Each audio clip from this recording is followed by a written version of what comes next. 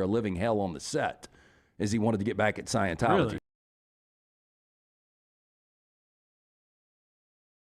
Kubrick made everyone's life on set hell. Yeah, I mean, he was a perfectionist. I mean, go back to Shelley Duvall in The Shining. Yeah, but he did hate the excess of Hollywood. That was just never him. But when you watch that film, I mean, it is like a deep underground society of some freakish stuff going down. Like a sex party. Yeah, sex parties, orgies, things like that. You know, there's one pivotal part where he's got to get a tuxedo to be able to go to this, and the guy that owns the shop is basically pimping his teenage daughter to some other people. So there were a lot of, you know, theories that are out there right now, and Stanley Kubrick just, you know, dies in his sleep 5 days later. And I don't know. It's pretty interesting, but I really never thought about it when it happened back in 1999. Yeah. But that is another theory that's out there. Mm-hmm. I don't know anything about that one, so I don't want to seem like I know all I do of believe them. our government kills its citizens. Oh, yeah. There's no question about that. Yeah. With the CIA and NIS. No, I mean, with certain people. I mean, Social Security, and that's the way to do it. You can get one of these, you can get a drug that makes somebody look like they had a heart attack in the middle of their sleep, right? Yeah. There's absolutely, our intelligence communities do that all the time. Okay, we've only got a few minutes left. You got any other conspiracy theories you want to get off your chest? Man, I don't know. I mean, I don't even think it's a conspiracy theory. I just believe that. You're bought in. I just know. Yeah, I mean, I've spent like the last 6 years like looking into this, and Do you think you'll know for a fact one day, or you think you'll die not knowing? The government patented the technology that Bob Lazar talked about, like during COVID. Look at it. Just Google it. They during 2020 they patented the technology to bend gravity to move ships, the U.S. Navy. So, I mean, like, why would they do that if this was all make-believe? Okay, but why would it be And Bob Lazar also talked about the specific scanner that was used at the facility for him to get in, and it wasn't a fingerprint scanner, wasn't eye or anything. It, like, measured the bones in your hand, because apparently the lengths of the bones in your fingers and hand are unique to you. So Kawhi Leonard would, I mean... Yeah, he would have his own signature, and you are not signing in with his. But even if there are, I mean, it doesn't change anything. I mean, that was revealed to exist like 20 years later. Yeah, right. Thank you, Tyler. And so why would we not know about it then if it doesn't change anything? Because I think that it goes against a lot of the things that we have been taught our entire lives, you know, and I think people are scared too. You know, you're always scared of the things that you don't understand or know. But I just don't feel like pretending that it's not there works for me. I want to know what I don't even know if they're good or bad. Next round shirts. Next round hats are all in one place. NextRound.store. Find your favorite piece of gear from your favorite show and put it in your rotation. You never know. You might be in one of our videos showing Next Round gear being worn all over the world. Find all your favorite Next Round gear by visiting NextRound.store. Place an order for you and that big Next Round fan in your life at NextRound.store. Look your best at work, at school, at the stadium, or anywhere you go wearing Next Round gear from NextRound.store. Think about the best summer nights of your life. How many of those were in a great t-shirt? Visit nextround.store to get the perfect t-shirt for the next perfect southern night. Nextround.store. The memories are waiting. Never miss anything from the Next Round when you listen on demand through the podcast platform of your choice. Apple, Spotify, iHeart, or Google Podcasts. Wherever you listen, always like, follow, subscribe, and turn on automatic downloads so you catch every part of the Next Round. Listen anywhere in the world at any time on the Next Round podcast feed and support the show by following, subscribing, and turning on automatic downloads on any podcast platform. Thanks for always making the Next Round a big part of your day.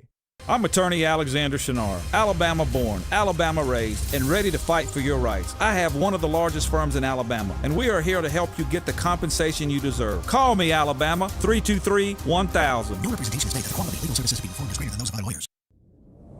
Jim Dunaway, Lance Taylor, Ryan Brown. Live from the Birmingham Racecourse Casino Studios, the Next Round, presented by Bud Light, is on now.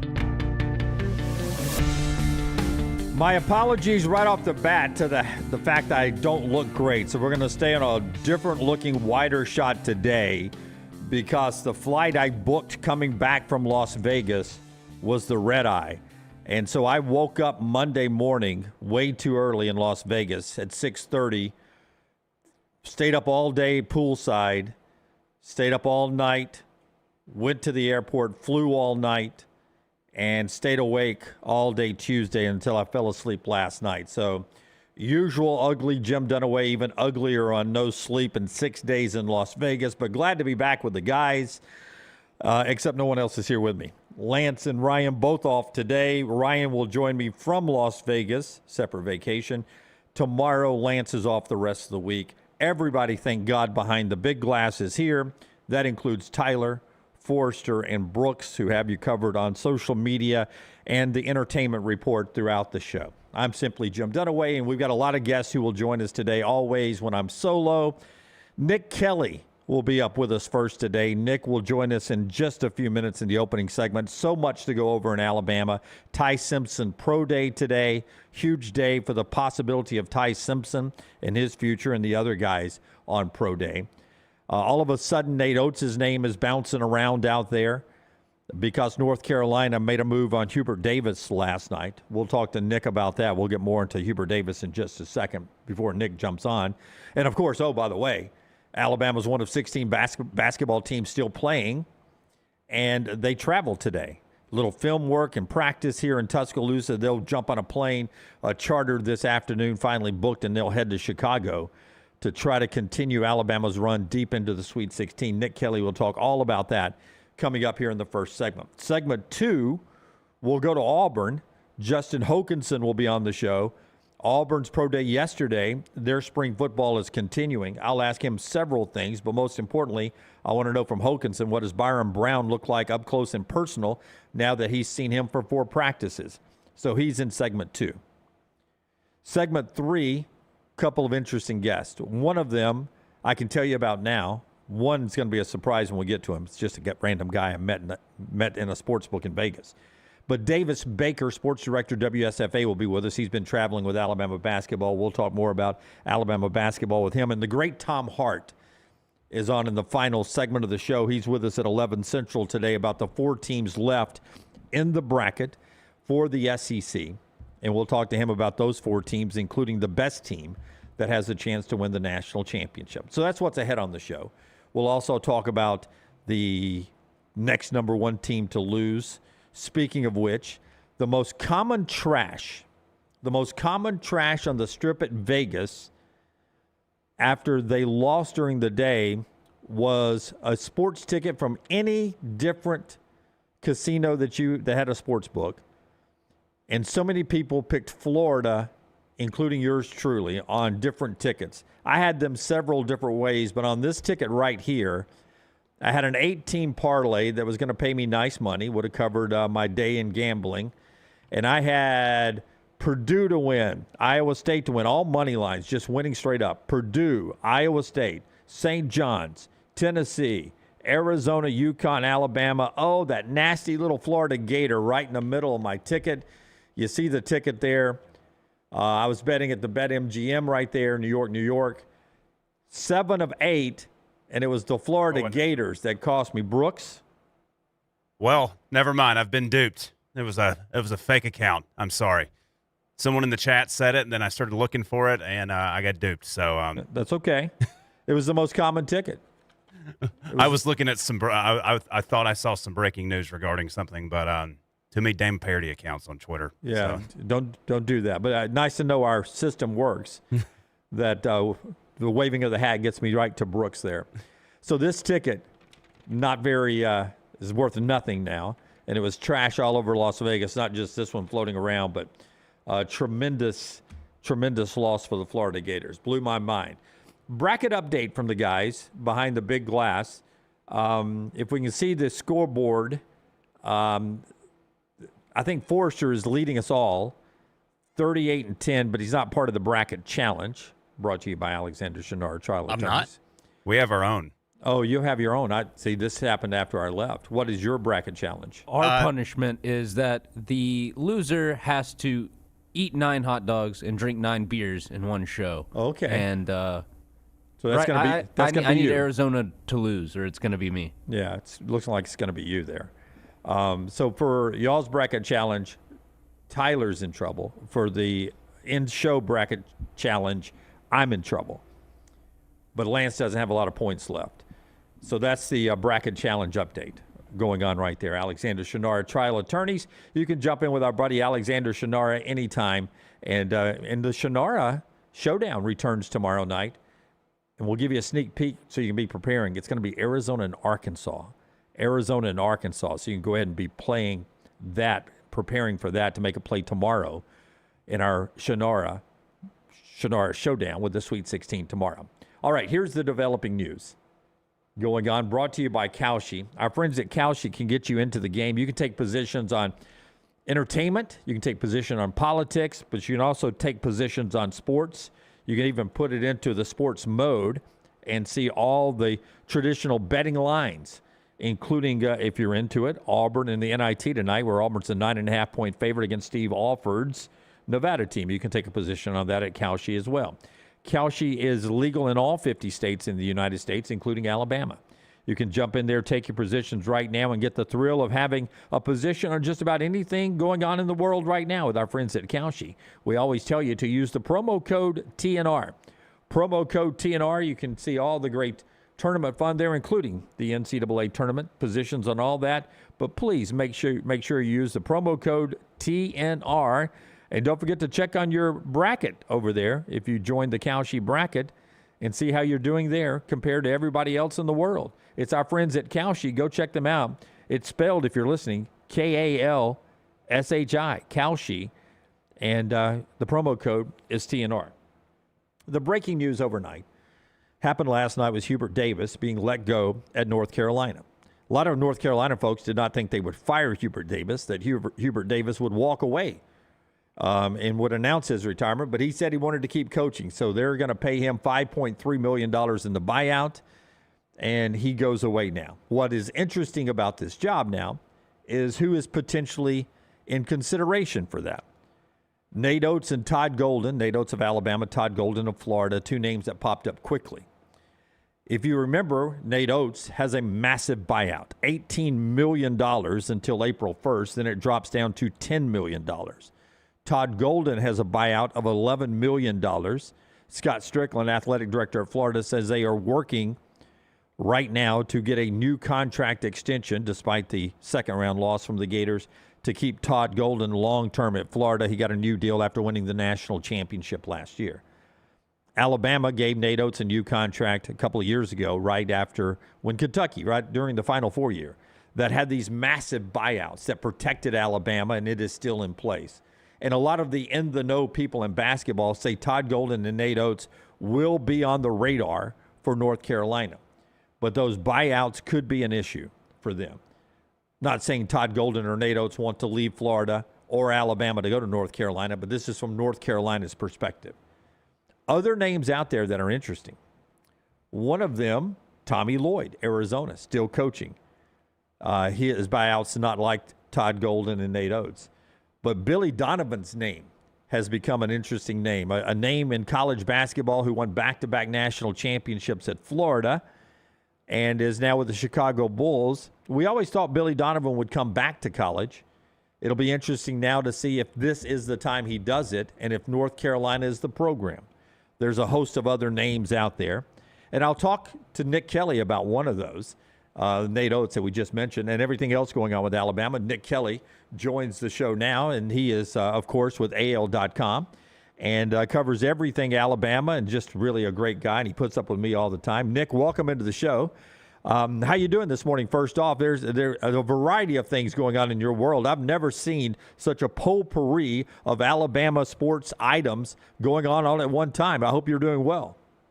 Doing well, Jim. Good to be with you. And yeah, one of the hardest things, I cover a lot of things on my plate, but one of the hardest things is sitting next to you in press row at basketball games. So if I can handle that, then that sets me up for most things. First off, we get a lot of comments in our chat room about things in the background of video guests who join us. You may have now the most iconic thing ever behind us. Is that an old newspaper stand that you used to put change in and get a newspaper out of? Is that behind you there?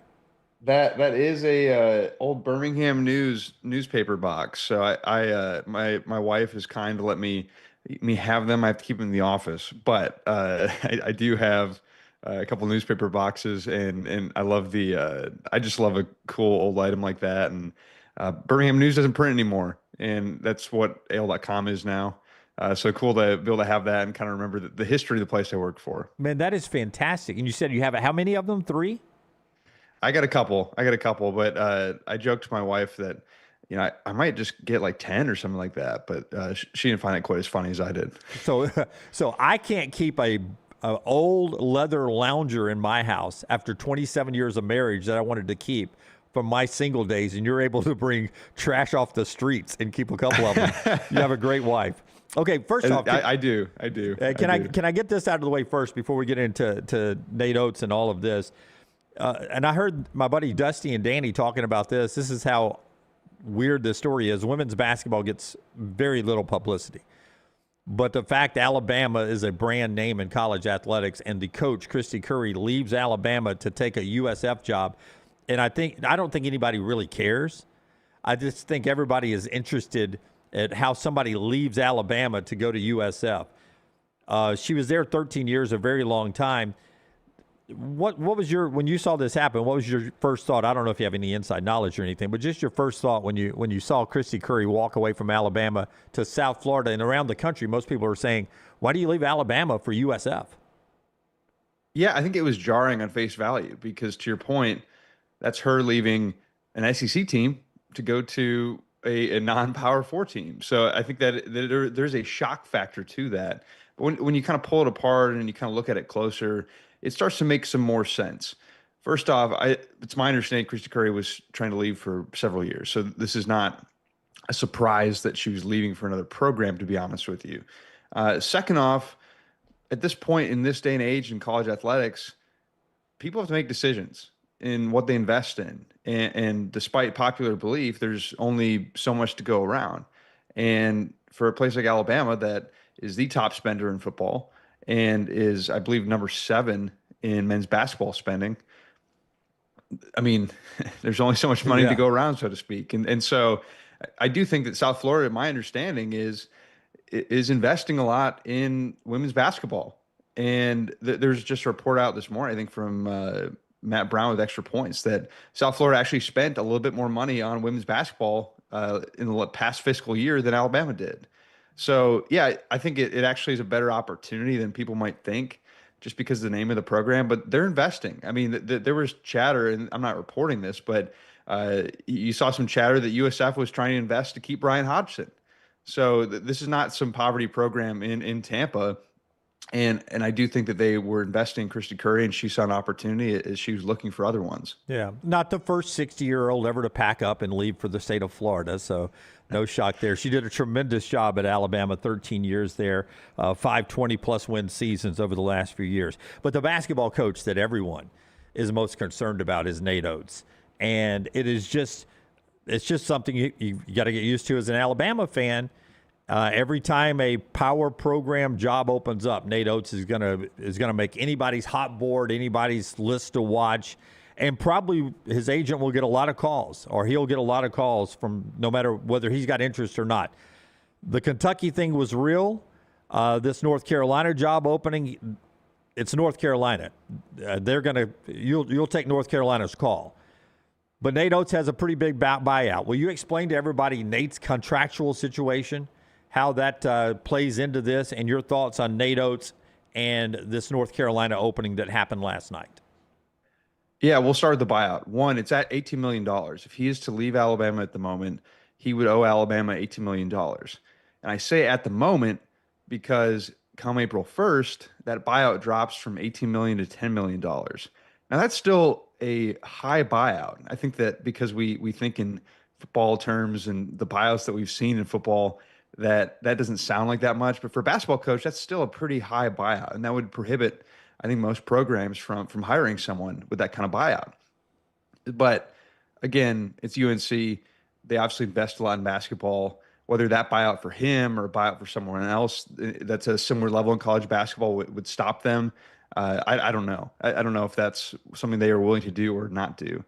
as far as Nate Oats in that job, to be honest, this is going to be my answer, Jim, to Nate Oats and any job that comes open, a blue blood job.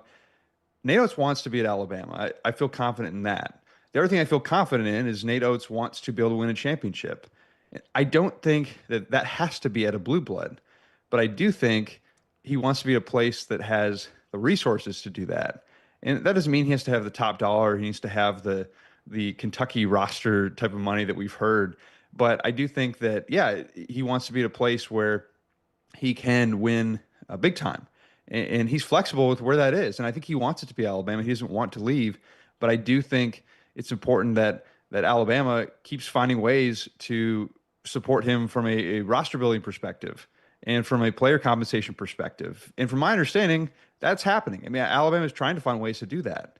So that is where it all stands, in my opinion. That's going to be my answer for the UNC job. It's going to be my answer for any other blue blood job that opens. Nate Oats wants to be at Alabama, and he also wants to win the championships. And if the two things can happen or stay true at once, then he's, I think, open to that. We walk past it going into our media entrance at every home game. It is hard to imagine that Nate Oats, who is getting that beautiful basketball facility built in Tuscaloosa right next to Coleman Coliseum, would never get to use it. So that would be shocking and sad to me, but I guess Nick Saban did the same thing down at LSU before he left for the NFL. This Alabama basketball team's on a magical run again. They're to the Sweet 16, and I guess that doesn't surprise anybody until the Aiden Holloway thing happened. And now that they're in the Sweet 16 again without Aiden Holloway, and the way they vanquished the Texas Tech program for the Big 12 sort of has everybody's interest up again in this team making a Final Four run. Your perspective on why this Alabama basketball team was able to do to what Texas Tech they did, and how that is a positive sign maybe going on to play Michigan. What's the key to this team? What's making the engine run right now, and what gives them a chance to upset Michigan? Yeah, it's clearly a group of guys who don't want to stop playing.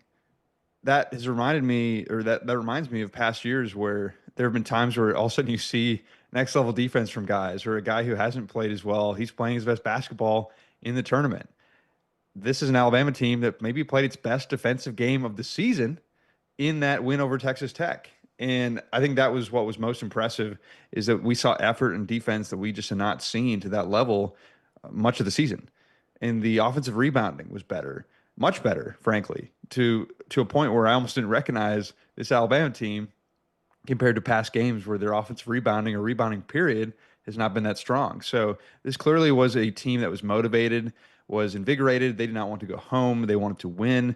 And then a bunch of shots fell too. And that's an important piece when in a dominant win like that, is when Alabama can get all those shots up and then have them fall. I mean, because they're obviously going to try to take as many threes as they did in that game, but they don't always fall like they did in that one. So it was just a perfect combination of they played really hard, a lot of good effort, and shots fell at the same time. Travel day today for Alabama as they head up to Chicago. Travel day for you too, right? I think you're heading up to Chicago, if I understand correctly. Your intel is good, Jim. Okay. Oh, you got a late flight, early flight? What time am I holding you up right now? You got a few more minutes with me, right?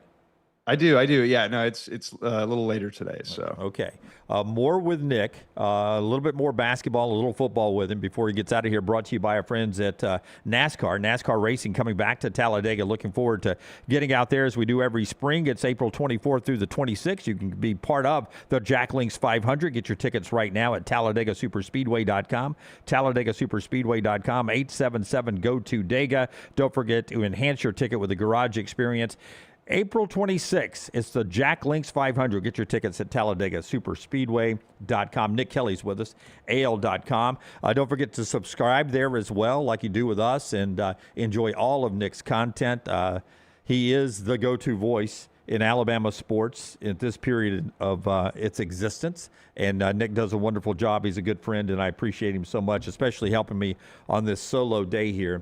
One thing that's impressed me about Nate Oats has been the ability to replace people on his coaching staff, much like Nick Saban was able to do, because it seems like every year that staff starts to get rated, much like Nick Saban's staff started to get rated. Preston Murphy is a constant there. Can you talk about Coach Murph and Preston there, and just how he's been able to help Nate Oats in recruiting, and how Alabama sort of attacks the portal and the high school recruiting, because they seem to have it dialed in at a really good mix of veteran guys in the portal, but also young stars coming in high school recruiting? Yeah, Preston Murphy's an ace recruiter, and there's no secret about that. I mean, he's phenomenal at what he does in building those relationships, in piecing together a roster. He doesn't have the GM title officially, but that's kind of what he is. And Nate can defer to him and have Preston lead all that up. And Preston does a really good job, I think, of connecting with guys, looking for talent in different places. Because, yeah, it's one thing if you just get a bunch of guys who are premier athletes who are maybe going to cost you $4 or $5 million type of deal, and who are obviously talented. Like, you can't afford many of those people. So can you go and find some hidden gems, or even just some guys who maybe don't essentially have as big of a name that they can get in there and help them out? And I do think that, yeah, I mean, it hasn't been perfect. I mean, this portal class, I think, has been a little hit or miss over the course of the season, playing better right now overall. But I do think that Preston Murphy, with what he has to work with and what he does from a relationship building standpoint, is really good at what he does. And you mentioned that portal class from this past year, a couple of big guys inside. How important are the guys down in the paint in this Michigan game? Because size advantage, or at least inside game advantage, seems to be very heavy Michigan. Who's got to step up? What's a key to victory for Alabama for you to upset Michigan in this contest? Yeah, I mean, you need your front court to play well, because Michigan has several guys like that. I mean, one guy who people in Birmingham know well, in Yaxel Ledenborg. But to me, Alabama's not going to beat them at that game. I mean, you have to play well enough. You need Aiden Sherrill and you need Noah Williamson to give you some good minutes. But I think the way Alabama beats them is by shooting threes. And I do think that easier said than done when it comes to that, because you have to make sure you hit them, and it's probably not a sustainable way. Because Alabama, again, I think a lot of people think that threes is what Alabama only wants or needs. But the reality is their priority, the most efficient shots are free throws, layups, and then threes. So they would rather hit 50 layups in a game than have to hit a bunch of threes. But I think it's going to be tough to score near the rim in this game. Michigan has, I believe, the number 2 or number 3 2-point defense in the country per KenPom. Their 3-point defense is about 30, which is still really, really good, but maybe not quite as elite as that 2-point defense. And so to me, it's, yeah, you have to make some shots from the perimeter. If they shoot like they did against Texas Tech, there is a path. I think Alabama can stay in the game, but it's going to take a lot of really successful shooting from beyond the arc. And Nick will be up there covering it for AL.com in Chicago. Travel day today. Shoot around inside is it United Center? Is that the United Center up there? United Center, which I've covered a hockey game there, but I've never covered a basketball game there. So it should be a fun evening and just weekend overall. Since you like old stuff, and you're friends with me, also old stuff, United Center, before that Chicago Stadium, I forget the final name of it, but I got to see not only Bird versus Jordan at old Chicago Stadium, but I got to see a Blackhawks game, and they still had the old organ, the guy that played the organ at old Chicago Stadium. I don't know if they brought that over to the United Center, but it was an iconic organ, and my seats were very close. I could peek in and see the organ. That's how high up I was, but it was iconic to see a Blackhawks game. So it's awesome. It's a great city. I hope you enjoyed the trip. Quick football stuff. First one, Pro Day today, and Ty Simpson has a lot of momentum when it comes to the NFL draft right now. Helped out a lot by Dan Orlovsky, calling him the best quarterback in the draft, and he makes a good case for it.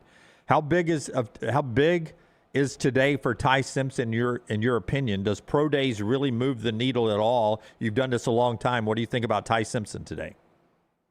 Yeah, it's important because you get to be in front of NFL teams and you get a chance to just throw and just show them how you interact with them and kind of be in your place. You're a little more comfortable. And so I think it is an opportunity that he can impress them more. But at the same time, I don't know if a pro day workout takes you from, say that you're a 3rd round pick to turn you into a 1st round pick type of deal. And I'm not saying he's a 3rd round pick. I don't think he will last that long in the draft, but I don't think it has that effect. But I just think it's more data points that teams can use. He can get in front of teams. He can meet with them more and really just let his personality shine and show what he can do from a throwing standpoint and give them an up close view of his arm. And so it's a good opportunity, certainly not a bad one, but it's also not the type that I think has massive implications for where he goes. Game tape is the ultimate decider, or at least it should be, rather than things that to me happen in the offseason workouts. Probably a huge day. Jeremy Bernard, his stock seems to be going up. Is that a guy that you think could have a good day today? Some others that you look at? Yeah, I mean, he's a guy who'll catch passes. I think that, again, just he will impress people, I think, with his personality. And that's part of it, too. I mean, they go out for meals. They have quick chats with them on the side. Like, there's all kinds of just opportunities for interaction. And Jeremy's a really impressive individual if you spend time around him. And I think NFL teams will see that. But NFL teams have been buzzing about him since back in August and September. So to me, you talk to scouts, like, people like Jeremy Bernard a lot. And I think he could really help an NFL team. It could do some things that could really help an offense. And I think could have a lot of value, maybe as that wide receiver too, for a team in the not so distant future. Great animation open for the Nick Kelly podcast. Whenever you do that again, would be putting quarters in the machine, opening up and pulling out the show open on that. That'd look good. I love the paper box behind you, and I love you and appreciate your time. And thanks for being with us, Nick. I know it was a busy morning for you, and I appreciate you jumping in with me. Hey, Jim, I appreciate you having me. Always enjoy talking to you on air, off the air, and look forward to seeing you again soon. Okay, safe travels, man. I'll be watching and reading your stuff. I appreciate you. It's the great Nick Kelly, AL.com, with some great information there on a variety of things, from Nate Oats and his job prospectus all the way to Ty Simpson and Pro Day. It's a busy time in Tuscaloosa on the travel day up to Chicago for the great Nick Kelly. Follow all his stuff there at AL.com. Show being brought to you in part, one more thing this segment though, but being brought to you in part by our friends at lanceslock.com. Lanceslock.com. You can get a play on any of the Sweet 16 games there for Thursday, Friday, Saturday, and Sunday for the Elite Eight at lanceslock.com. And also by our friends at Hemp Hill. They bring you lanceslock.com. Heating and cooling, whether you experience plumbing, heating, or cooling issues in your home or your business. Don't forget they do business. They're ready to serve you since serving Central Alabama since the 1950s. 205-229-2090. 205-229-2090. So our friends at Hemp Hill, hemphillservices.com there. Go check them out. The name Hemp Hill has been around a long time. The Auburn basketball game tonight in the NIT quarterfinal game goes at 8 o'clock on ESPN2. Auburn's a 9.5-point favorite against Nevada. In that game, Steve Alford is the coach of the Nevada team. Pretty familiar name there. And also, if you're wondering about NCAA tournament television ratings, maybe you watched more of it this weekend. Maybe you didn't watch it. Sunday was a spectacular day in watching the NCAA tournament. Television ratings up 7%. They were great last year. They're up 7% again this year. So it's still one of the best college television products that first weekend of the NCAA tournament. When we come back, we go to Auburn, and we talk to Justin Hokanson about Auburn spring football going on, and just what Byrum Brown looks like in person, and maybe some other names that could turn the heads for Alex Golish's first year. And then we'll get back into basketball in the final 2 hours of the show. That's being brought. Oh, by the way, give me Forrester's mic. Today, opening day, Major League Baseball, 7 o'clock tonight on Netflix. Forrester and I are in a fantasy baseball league. Forrester, are you excited about the start of baseball tonight? And will you watch Yankees-Giants tonight, 7 o'clock on Netflix? It is on Netflix, so yes, I will watch it. I have that. Tell me. I'm more excited about tomorrow, when everybody else gets going. But, yeah, I'll watch. You got Tony Vitello making his debut tonight. That's what I was going to ask. Tony Vitello, the controversial, infamous Tennessee coach, college to the majors, making his debut tonight against the Yankees, home game in San Francisco. If I asked you right now, playoffs, any form or fashion, or not for Tony Vitello this year? I'm going to go not. I am too. But I do like that Giants organization. Be fun to see him tonight and see how he handles himself. Let me ask you this. Ejection or not tonight from Tony Vitello? I think that would be fun. I think it would be too. That'd be good TV. Yep. Try to earn a little respect in that locker room by the skipper going out there and defending one of his guys tonight. One thing you'll notice tonight, you'll get the ABS, the reviews. We may have a little bit more on that either today or tomorrow on the show, because apparently Major League Baseballs are shrinking, or Major League Baseball players are shrinking because of the ABS. They do a measurement to get the exact strike zone for each Major League Baseball player. And so we're getting real heights of Major League Baseball players. So guys who were 6 foot are actually 5'10" because they got to get the strike zone right with a computer. Interesting to watch all that tonight. Netflix is the start of Major League Baseball. When we come back, we'll go to Auburn, talk to Justin Hokanson. Show being brought to you by two folks. One of them is our friends at Way to Wellness, your journey to healthy living. Leslie and her board-certified team will help you out right now with a free no-cost roof inspection. Excuse me, that's Greg from Pell City. If Leslie does a free no-cost roof inspection, then you're in trouble. Can you tell I'm back from Vegas? Leslie gives you a free no-cost evaluation about your weight loss right there. You can go by and go to aplanforme.com, aplanforme.com, and check out everything Way to Wellness offers. That includes injection therapy, meal replacement, protein bars for bad snacking, and about 97 other ways she can help you lose weight here in 2026. Jumpstart that weight loss, no contracts, no sign-up fee. As I said, that free, no cost, not roof inspection, but evaluation right there, a plan for me. It's Way to Wellness, your journey to healthy living. They win your case.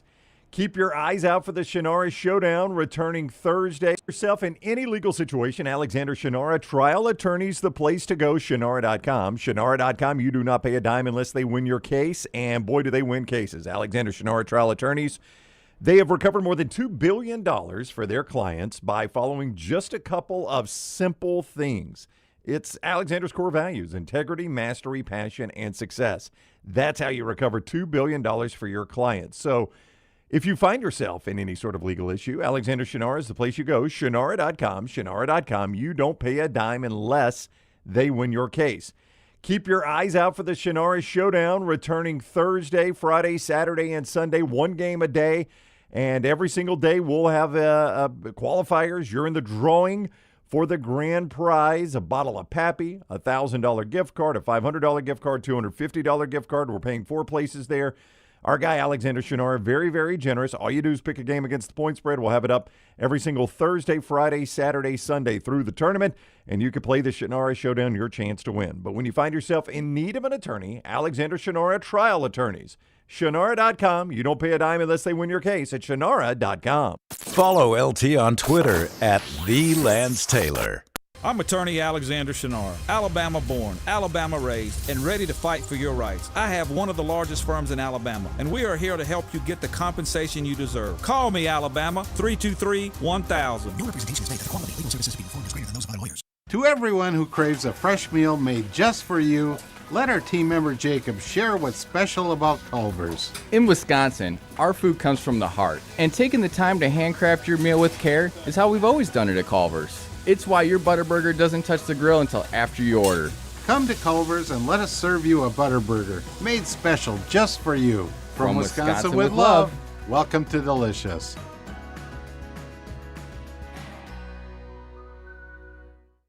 At Central State Bank, we are large enough to serve you and small enough to know you. Manage your money with ease, whether it's mobile banking, hassle-free checking, competitive loans, business solutions, or personalized financial advice. We're your hometown bank with big-time service. Visit us today and experience banking made simple, because at Central State Bank, you come first. Member FDIC. Looking for the ultimate weekend in Birmingham? The Children's of Alabama Indy Grand Prix is back at Barber Motorsports Park, March 27th through 29th, bringing big energy, big crowds, and unforgettable moments. It's more than a race. It's a full day of excitement, family fun, food, music, and world-class competition, all set on one of the most beautiful venues in racing. The Children's of Alabama Indy Grand Prix at Barber Motorsports Park. Get your tickets now. Get all your favorite Next Round gear all in one place. NextRound.store. From our Next Round hats to the logo tees to the all-time best-selling Y'all Can Have the Rest shirt. You can look your best by shopping with us at NextRound.store. Take the next round anywhere with NextRound.store. Stop by the New York Butcher Shop and pick up the finest in certified Angus prime beef steaks and burgers, premium pork chops, ribs, and all-natural chicken cut to order just for you. Their chef-prepared entrees and side dishes are the perfect dinner-to-go choice for your family and are ready to heat at home. With a great selection of fine wines and desserts, the New York Butcher Shop is your one-stop dinner shop. 2 locations to serve you, Cahaba Heights and on Highway 119 in Greystone. The New York Butcher Shop. Rare quality, well-done service. Remember the name Way to Wellness if you're battling weight loss in your life. I'm Jim Dunaway from The Next Round. There was a time I was over 216 pounds until Way to Wellness helped me lose 45 pounds, and now for over 2 years, they've helped me keep that weight off. Here's their website, aplanforme.com, aplanforme.com. That's a great name for a website because there's no cookie-cutter plan. Everything is designed specifically for you. No contract, no sign-up fees, and your first consultation is free at Way to Wellness. Hey, there's nothing worse than waking up to a plumbing problem. Don't get caught in a flooded house. Call the guys at Hemp Hill Services. Adam, Chad, and the team at Hemp Hill are the only ones I trust to fix it and fix it right the first time. Hemp Hill Services does it right and always at a fair price. For all of your plumbing, cooling, and heating needs, trust the name that Birmingham has trusted since 1954. That is Hemp Hill Services. Call now, 205-229-2090. That's 205-229-2090. Ain't no party like a Dega party. The noise, the chaos, the will to survive. The biggest, boldest, brashest, fastest, and most intimidating track in all of NASCAR. Only one place calls that home. At Talladega, anything can happen. And at this super speedway, everything usually does. Hell yeah, boys! NASCAR weekend at Talladega Superspeedway, April 24th through the 26th. Get your tickets now at TalladagaSuperspeedway.com.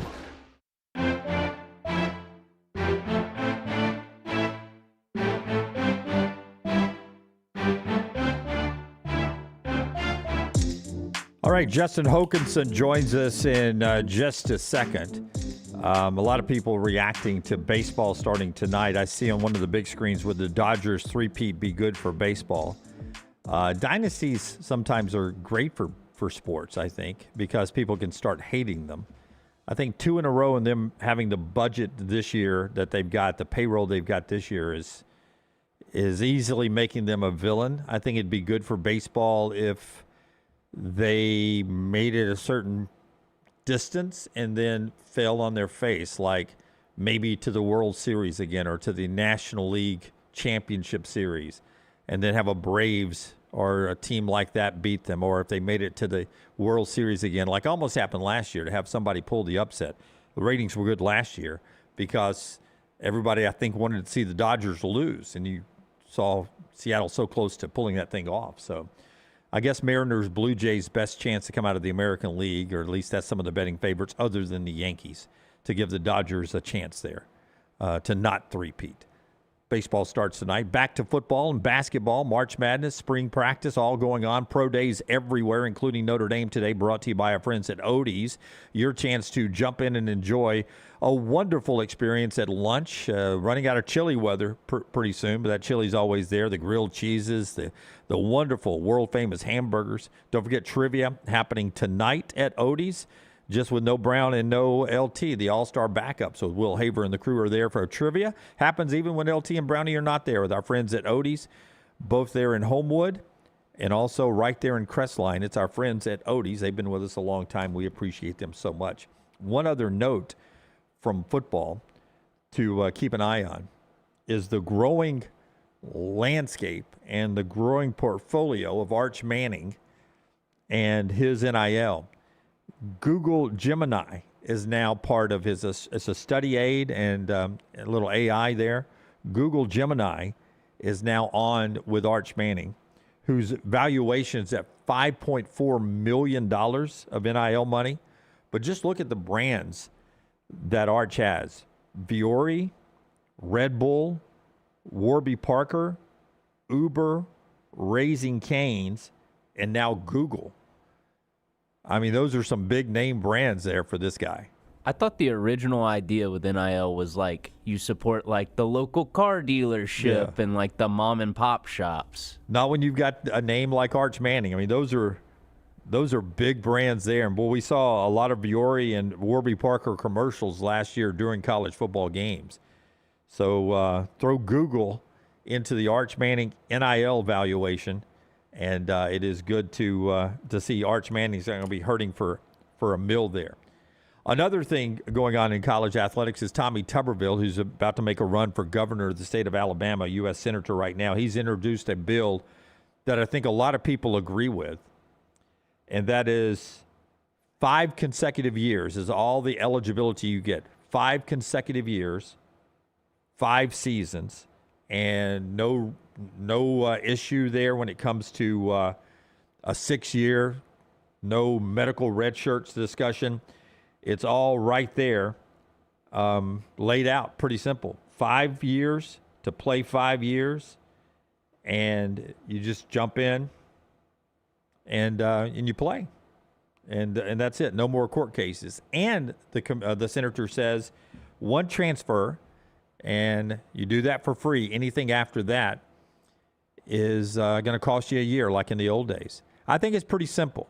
I don't always agree with Tommy Tuberville on things, but in this situation, I'm behind this bill because it is simple, not a lot of red tape, and if it stood up in court, I'd be for it. 5 years, 5 seasons, 1 transfer without penalty, and let's move on from there. He says it'll clean up 80% of the problems in the NIL era, the portal era. I don't know about that, but it'll clean up some of them. I think the portal is the thing that bothers fans the most right now. Not so much the money, it's the portal. I can't keep my team together. I know that bothers coaches.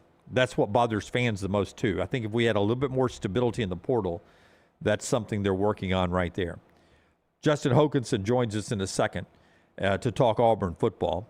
A little bit more on what's going on in college football after I remind you that our Innisfree countdown today is at 157 days. 157 days. Innisfree is a great place for you to go with your game day tradition over in Tuscaloosa and in Lakeview.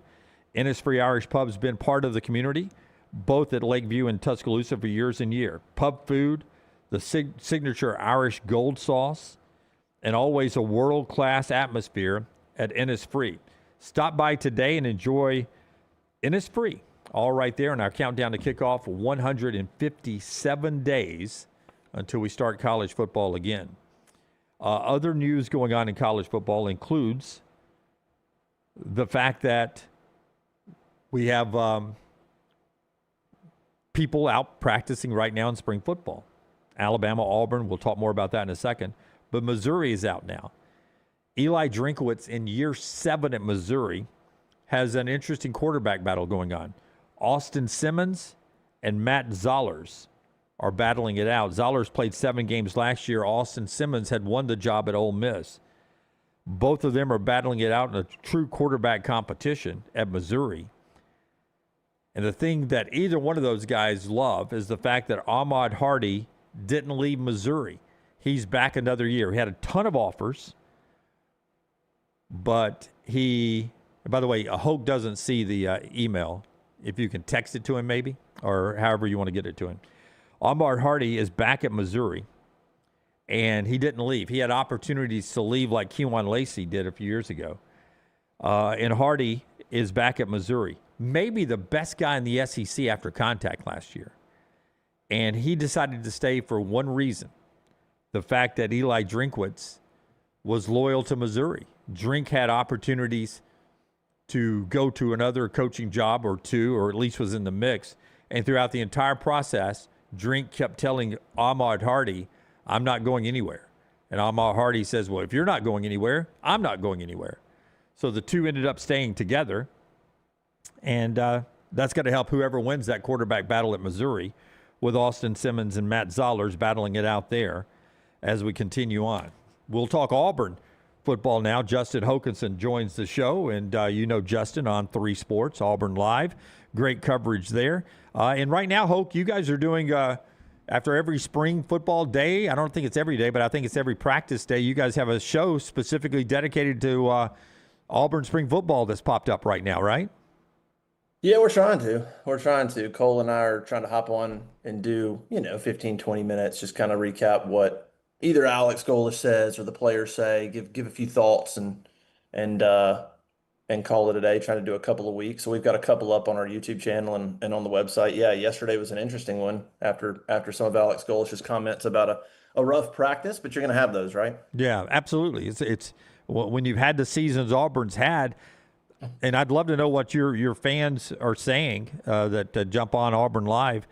I would imagine hearing players talk about different pacing in practice or different this, different that. I would imagine fans are okay with different anything after the last two regimes, right? Yeah. It is funny that way. I mean, you got to be careful not to get, I don't know. I mean, just you got to see the results, right? Like we heard a lot of, you could probably go back to when Hugh Freeze first got there, go back to when Brian Harsin first got there. And, some of it's rhetoric. Like you could go back and find stuff and go, oh, that sounds good, and then of course nothing translated on the field. And so we do have to wait and see what the product's going to be. And we got to sort of, wait and see a little bit. But certainly like something Alex Golesh said yesterday, as soon as he said it, I thought back to last spring, which is, of course, last spring we had the big discussion because Hugh Freeze talked about telling Durkin to dial it back a little bit so that Jackson Arnold could leave practice confident. And that was a huge talking point last spring. We were all like, well, Jackson Arnold leaving practice confident, yeah, that's a good thing, but you don't get there by telling the defense to dial it back. So that's a bad idea. And so then you hear Alex Golesh say yesterday, they're in practice 4. And he said, he's like, listen, man, the defense, he goes, we're on day 2 and Durkin's just throwing the craziest stuff at us. And he goes, but that's what it's supposed to be. He goes, it's hard. He goes, this is when it's supposed to be it's supposed to be as hard as it can be right now, is what he said. He goes, going into the summer, and then you deal with the fall. There's a different agenda in the fall, obviously. But he's like, it should be as hard as it can be right now. And basically acknowledging what Durkin and them do on defense and saying that's we got to deal with it, period. And as soon as he said it, I was like, man, that's such a 180 from last spring. And as soon as I put this quote up, people are going to remember what Freeze talked about, which got a lot of reaction. So that was a pretty telling quote. Certainly something you definitely want to hear because that's what spring should just be. There's a lot going on in spring, but there should be no dialing back in the spring, man. You got to get as much as you can in there, get guys compete. You got to find out a lot in the spring so that you can sort of then dissect it all and plan in the summer, and then you set up for a good fall. And I know most coaches, and especially new coaches, it's heavy install. It's we got to at least put everything in the spring so they can look at it on tape throughout and work on their own throughout the summer and such. So with heavy install, where's Auburn the youngest? Where are they the most inexperienced? Because you're telling, I thought it was the defense. You're telling me he's got crazy stuff dialed up already. I would imagine that's a pretty good sign that DJ Durkin has some newcomers on that defense looking that exotic so far. Yeah, the good thing about defense is you still got Xavier Atkins and Elijah Melendez coming back. So like right there in the middle, your linebackers, you feel good about them knowing what to do and getting guys lined up in front of them. You've got Caleb Harris coming back, Jacoby Matthews at safety. You got Sylvester Smith back there. Champ Anthony's still working himself back, but he's in there getting reps. He's been around. Rayshawn Pleasant's back at corner. So you've got, I think, enough guys on defense that kind of know what to do. And then offensively, of course, that's a totally different ball game because it's a totally new offense. But you brought so many guys from USF, so there should be a lot. Quite a few guys on that side of the ball that know what to do. Either Byrum Brown and Cole Best, and of course your receivers and a running back. So there should be familiarity on both sides, honestly, among the leaders, like Byrum Brown at quarterback or Xavier Atkins and Melendez on defense. Both sides, in terms of maybe the first group, 2 groups, should have a decent idea of what they're doing scheme-wise. It's just, the young guys, getting them up to speed is part of it. But, we talked to Deshaun Womack yesterday. He said the defense has been killing them. And I actually talked to somebody else that's been at practice that made the same comment, which is like, that's what we hear in the spring anyway. Like, we always hear that the defense is ahead of the offense. I was curious if this would be any different because of all the familiarity with the UCF crew on offense coming over, if maybe that group would hit the ground running. But maybe not. I mean, offense is it's just different. The level of execution that you have to move the football versus defense is so much effort, right? So it's not surprising in the spring to hear that the defense is ahead. We hear that every spring, every year. But there's guys on both sides of the ball that I think know what their coordinators want and their coaches want. And so I think it allows for some of those young guys to develop and learn. I don't think there's too much confusion and chaos. I think you've got some leaders there. That Deshaun Womack kid, he's a transfer, right? He's got SEC defensive history there. Is he fitting in nicely? Is he a projected starter, impact player? Yeah, he's an interesting one. He spent 2 years at LSU and then last year at Ole Miss. Really highly recruited kid, 4 or 5 stars. I can't remember what he was, but so all the potential's there. And then you talked to Alex Golesh yesterday, and he singled out. We didn't ask him about Womack. He singled out Womack and said that he's been impressive. He called him a leader. He says he's got a ton of energy, kind of leads by example. And then we talked to Deshaun a little bit, and he talked about kind of his role. And he's like, I'm an energy guy, and if the guys aren't up to where we need to be, like, I'm going to be saying, let's go. And so, yeah, he's an important one. Him and Cody Sigler. We actually talked to 2 guys yesterday, transferred Cody Sigler from Arkansas State, defensive tackle, that I think are really important on defense. I mean, you lost Keldrick Falk, you lost Kieron Crawford. So what happens on the edge is a big question mark. Jared Smith from Thompson has got an opportunity to take a big step and be a really good pass rusher. He needs to take a big step and sort of start to live up to his potential this year. But Womack is another one. He's got a lot of ability, and hearing those things about him being a leader and stuff, that's really good, because he's a guy that when you kind of look at what Auburn lost and you look at the potential of Womack and the impact he could have, it's pretty big. And same with Sigler at that defensive tackle spot. You've got some freshmen coming in at defensive tackle, or some freshmen that are now sophomores that have yet to they're developing, so you don't know what they're going to be quite yet this fall. And so Sigler's a guy that's played a lot of football and is going to be really, really important. Both those guys are guys that you could point to and say their development will have a big impact on the defense. There's some others you could certainly pick, but those 2 specifically we talked to yesterday, you could point to and go, those guys being hits and not misses, evaluated well and living up to the billing, will go a long way on that defensive line and how that defense can perform. I'll ask Justin the question he's been asked 1,000 times about Byrum Brown in just a second. Reminder that our show today being brought to you in part by our friends at Urology Centers of Alabama. They've been taking care of you for a long, long time, and whether it's a vasectomy during spring March Madness, great time to get that. The Masters weekend, you can get that with Urology Centers of Alabama. But everything from prostate health to kidney stones, they're there for you. 17 great locations, urologycentersalabama.com, 205-930-0920, urologycentersalabama.com. I know you can't tell me how many times exactly you've been asked about Byrum Brown, but now that you've seen him in person 4 practices, I'm not a compare him to another guy kind of guy. I just want your impression on how impressive is he now that you see him in person, and the things that he does in practices that you like. I mean, of course, I'm doing everything I can to not talk about his throwing motion, because that was such a ridiculous viral moment that happened that first week when we put some video out, and just out of nowhere, everybody like jumps in there and it turns into this big deal about his throwing motion. And I was like, all you people are doing are showing yourself as somebody who has never watched him play football ever, because it's his throwing motion. So all you're doing is telling me you've never seen him play, which sort of discounts, I think, your opinion on him, because his numbers last year were great. And so, like, we'll see how that translates. I would say, from what I've seen, he certainly looks the part, right? Like, from a physical standpoint, he's a big kid. You can also just tell, you've been around this long enough, and I think people understand when you go out there and you see a guy warming up and you kind of see his energy and his vibe, and you see sort of how he deals with his teammates and how his teammates talk to him, and you see the coaches come over to him, you can just sort of tell with some guys that there's some intangibles there. That's Byrum Brown. Like, he's got that stuff. He's got the intangibles. He's got the leadership. He's got the charisma, the personality, the optimism. He's got that stuff where guys are going to follow him, and it'll only strengthen that bringing some USF guys over that will help bolster that. Guys that already believe in him, that will feed over to either guys that stayed from Auburn or new transfers that come in when you have a number of guys that come over from UCF and go, man, I'm telling you, like, I played with Byrum last year.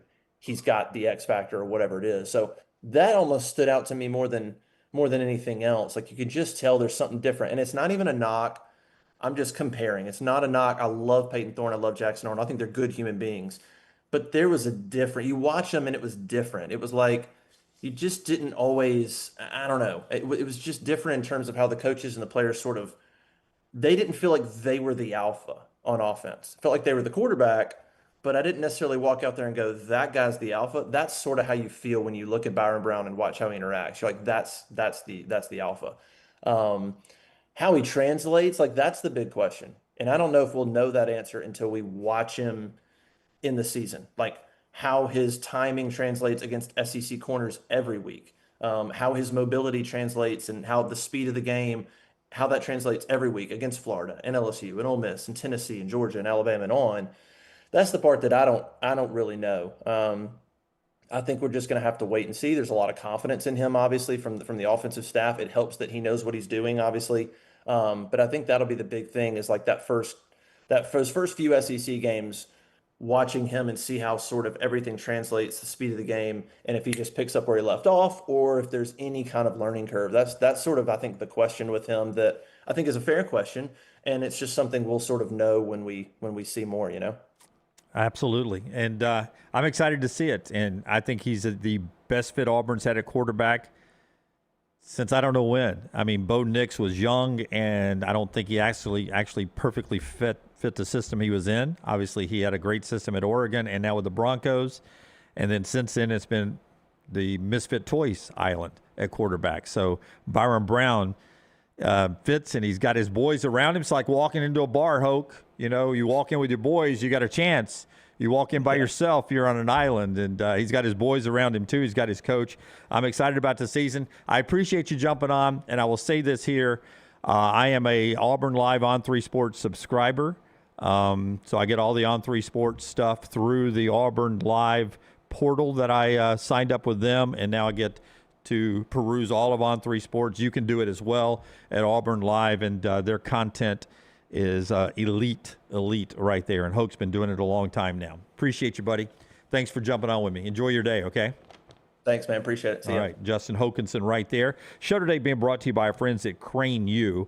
When we come back, I met a guy, before you put up Crane U, I met a guy at a sports book in Vegas who we're gonna call him in the commercial break.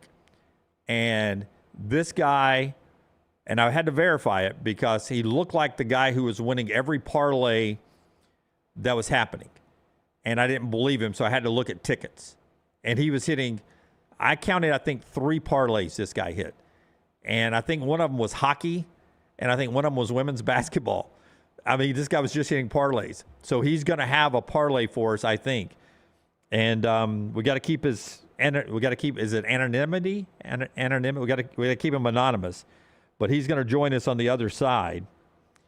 And he's got a 3-teamer for me, he says. So we're going to call a guy we'll just simply call Chooch on the other side. Show being brought to you by Crane U. If you're not named Chooch and you want to change your career, Crane U can help you out. Get all the crane training you need today. Looking for a new career or need further training to advance your current one? Our friends at Crane U offer comprehensive, state-of-the-art, fully stocked training facilities right there for mobile cranes, overhead lifts, or forklift training.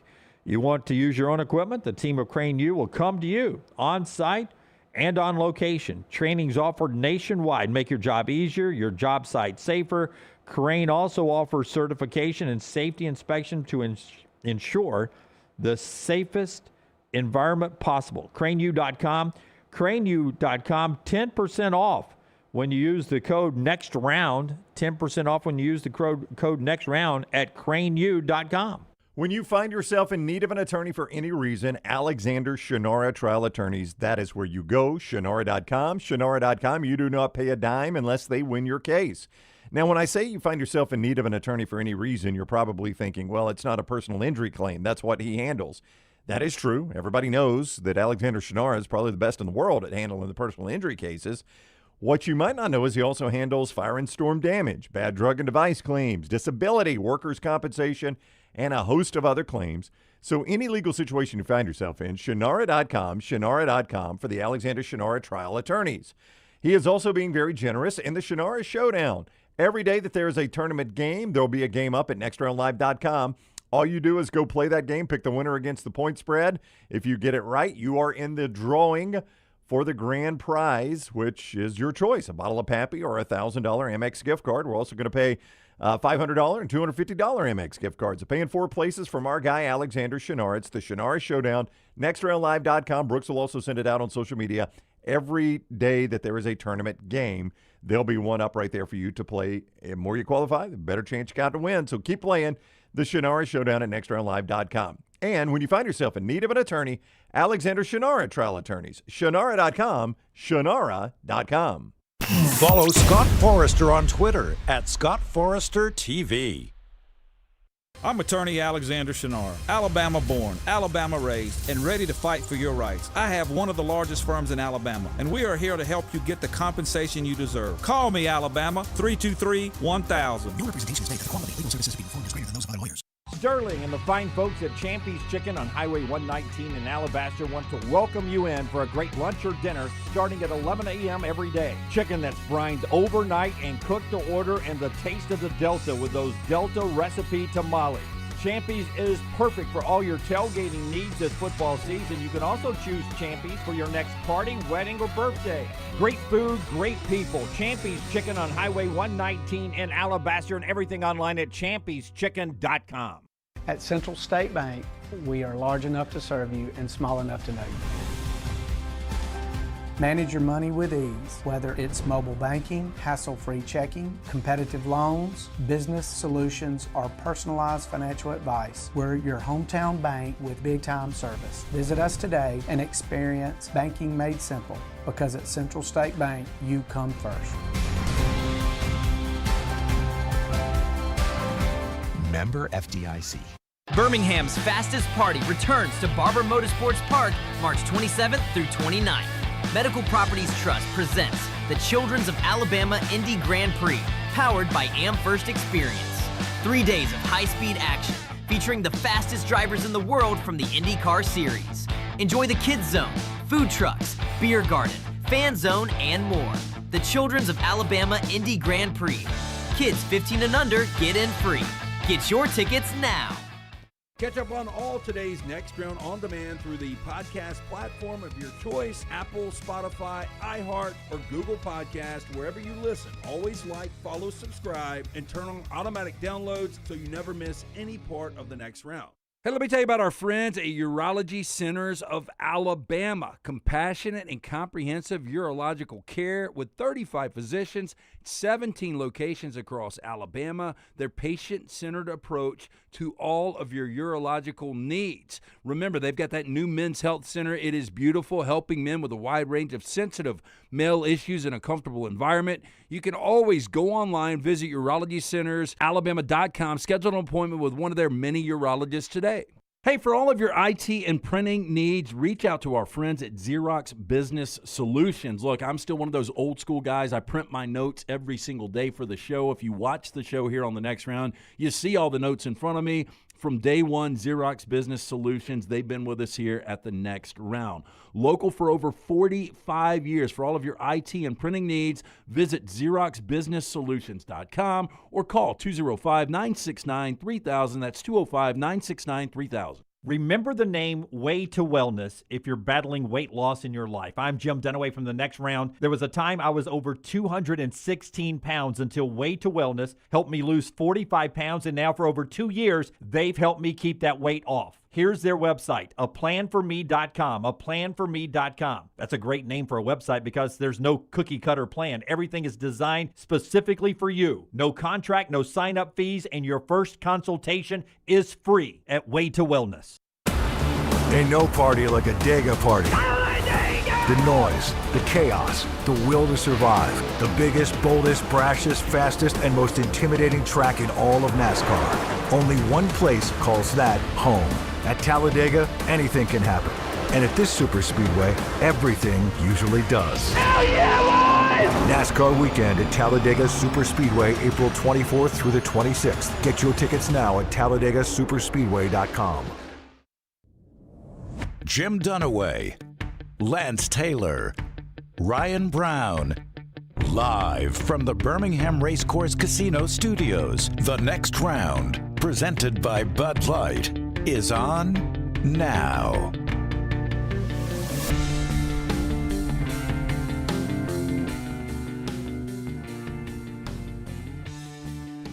All right, another hour of the show. We'll try to touch base with Chooch here quickly. Tyler, if you can get him on with us. We got Davis Baker, sports director at WSFA, coming up here in a second. Tyler, if you can jump on that, I appreciate it, man. And we roll into hour number 2. Already Nick Kelly and Justin Hokanson in the show. Good Alabama and Auburn content if you want to go back wherever you get the podcast.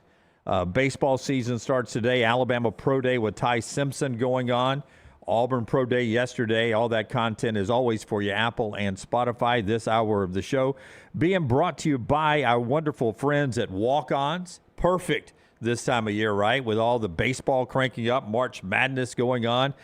Get back out and enjoy all the great food at Walk-Ons. Delicious scratch-made classics and signature burgers right there. The Varsity Burger is so delicious right there. All the great sides. Don't forget the mozzarella logs to start with. Seafood specialties with Cajun flair. And don't forget the wings. So good. In fact, right now they've got for a limited time peach heat sauce on the wings. Peach heat sauce on the wings. Absolutely delicious. Great locations in Trussville, Tattersall Park, and, of course, Stadium Trace out on Highway 150. It's our great friends at Walk-Ons. They've got catering there for you as well. It's game on at Walk-Ons. Go and check them out. Again, Auburn plays in the NIT tonight, quarterfinals, trying to make it to the Final Four. And I hope you're having great luck with the bracket happening right now. And we are having fun with the bracket. I hope you are too. But some of you will occasionally put a wager on the game.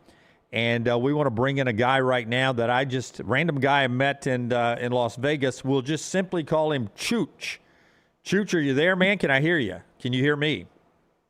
Yeah, Jim, how's it going? Good to meet you, or good to meet you again on the phone. I mean, it was a good time out in Vegas. Had a blast.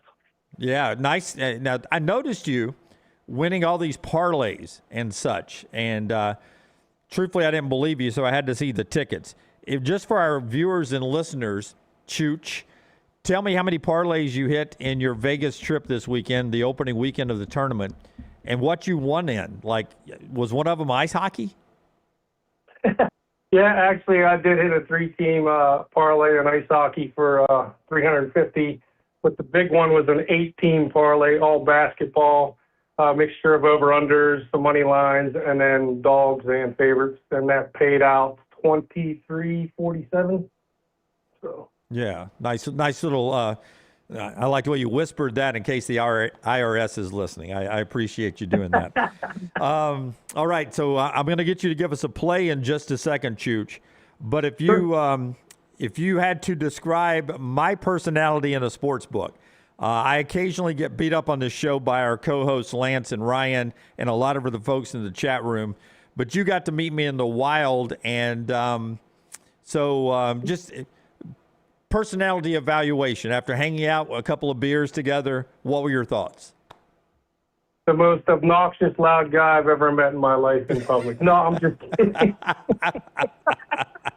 You do get loud, but hey, I have the same tendency to get loud, so it kind of goes along with the whole, Chooch nickname. I'm half Italian, so those of you out there in the crowd that are Italian understand what the term Chooch means. But no, overall, I took you as a really good guy, and I wouldn't mind running into you again maybe next year. I'd like to go out and place a few more wagers. But good guy. Walk those underdogs, absolutely. All right, give me the parlay for our folks here. So maybe the Chooch can stay on a hot streak. Random guy I met in Vegas. You got a 3-team parlay with us. Give it to us, and we'll see if anybody wants to play it. See if we can hit it. What is it? Sure. Firing away. I'm going to take the Purdue money line. I just think they're too much for Texas. I'm going to combine that with the Iowa-Nebraska first half under, which I believe I saw it at 63, 62.5. I just think both teams are going to come out nervous. And then the final play is going to be a fun one, watching Cuff versus Burries, Arizona and Arkansas. I'm going to take over 165.5, and that's my 3-teamer. All right, so make sure I got this right. Purdue money line, Iowa State, Nebraska first half under, and over in the Arkansas-Arizona game. Yes, it's Iowa, not Iowa State. Iowa versus Nebraska. So you're good. You got it. Iowa, Nebraska. Boy, they wouldn't go over in a basketball game combined. All right. I don't think they would either. All right, Chooch, go back to your real job. Take that cape off and go back and get into the street clothes. Fun meeting you good, too, man. man. Hope to run into you again soon. Have a good one. All right. See you, Chooch. Random guy I met in the sports bar out there that was winning all the parlays and all the tickets. Purdue money line, Iowa, Nebraska first half under, and over in the Arkansas-Arizona game. That's the Chooch parlay for Thursday night.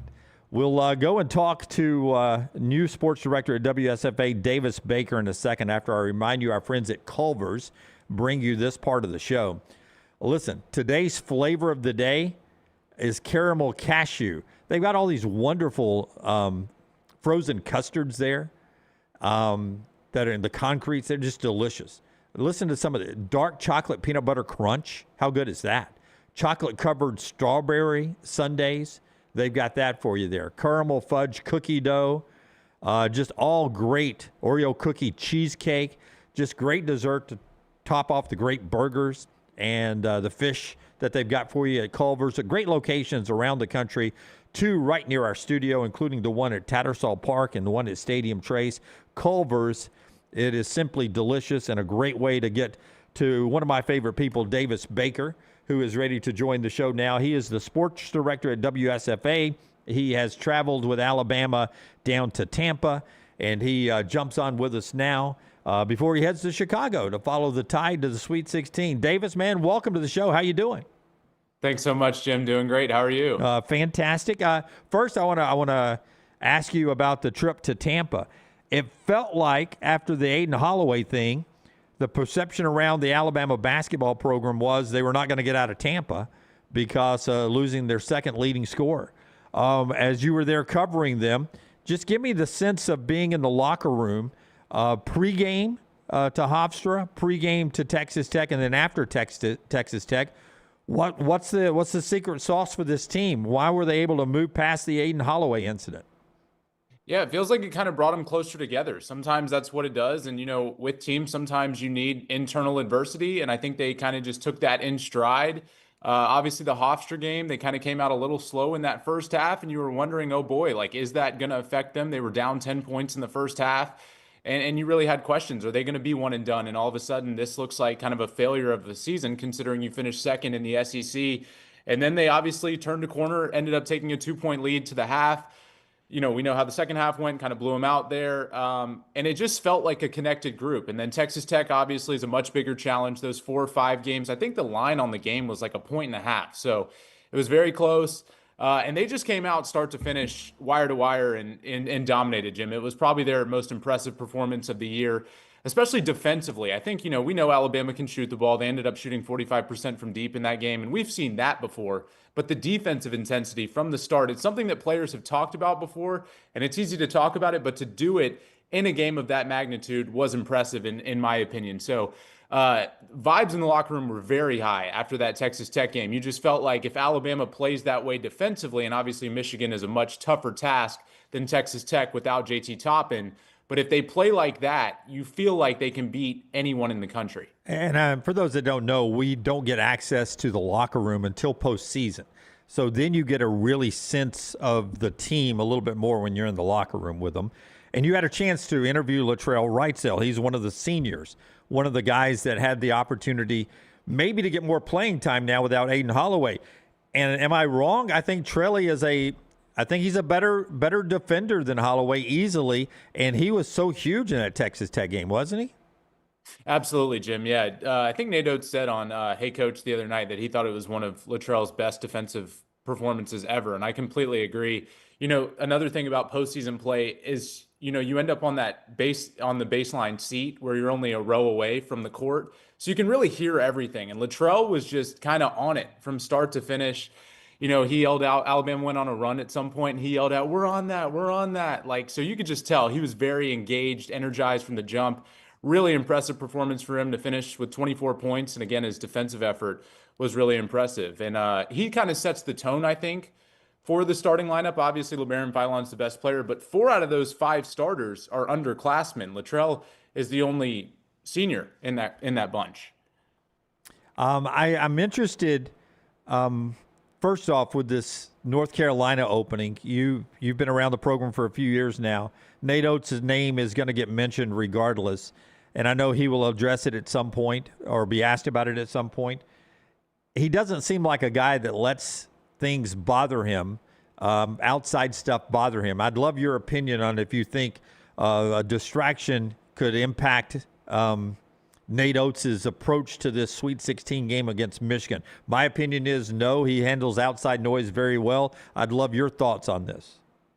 Yeah, I tend to agree with you, Jim. I think if, the Bediako situation and now the Aiden Holloway situation didn't really create a distraction in terms of how Alabama played on the court, I have a tough time seeing this affecting it as well. I know his buyout isn't the highest. I think it's huge. It's $18 million, yeah.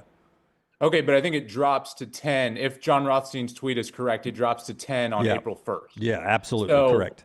But I tend to agree with you. I think, Nate's obviously he's been at Alabama a while now. His name has come up in job rumors before, so this won't be the first time. I know 2 years ago when Kentucky came open, his name got thrown around. So I think I'd agree with you that I don't think that will be a major factor this weekend. Give me a storyline you're looking at when you get there. I mean, you're traveling today, I assume, heading to Chicago. So shoot-arounds at the United Center tomorrow where the Bulls play. Give me a storyline. Is there a cool feature you're working on, or is there a player you want to talk to? Is Big Noah a storyline for you? Tell me 1 or 2 of the stories we can look for at WSFA maybe that you're working on.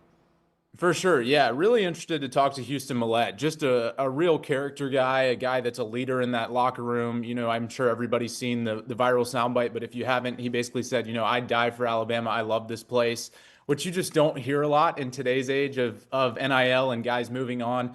And obviously he transferred in, but still just to see the impact that he's had. Didn't score in that game against Hofstra, 15 points on 5 threes against Texas Tech. So I asked him, how are you able to just mentally stay in it and not get down on yourself? And he was like, I don't care about scoring. I care about the blue collar plays. And, I'm sure that's like a coach's dream to hear that. So really interested to see the impact that he's had. He's also a vet. I think he's a grad senior. So I think this is his 6th year of college basketball, maybe 5th. I'll have to double check that. And then also the rebounding. Like Michigan's a huge team. Alabama struggled to rebound the ball throughout the regular season, out-rebounded Hofstra and Tech by 12 in each of those games. If they can even keep it close with Michigan, I think that really bodes well for them. You like Chicago as a city? I've only been once. My former sports director, Rosie, loves it. She went to Northwestern. I've always said I think Midwesterners treat it like it's New York. I guess jury's out on Chicago. So you've only been once and you didn't like it, is what I'm hearing. It was fine.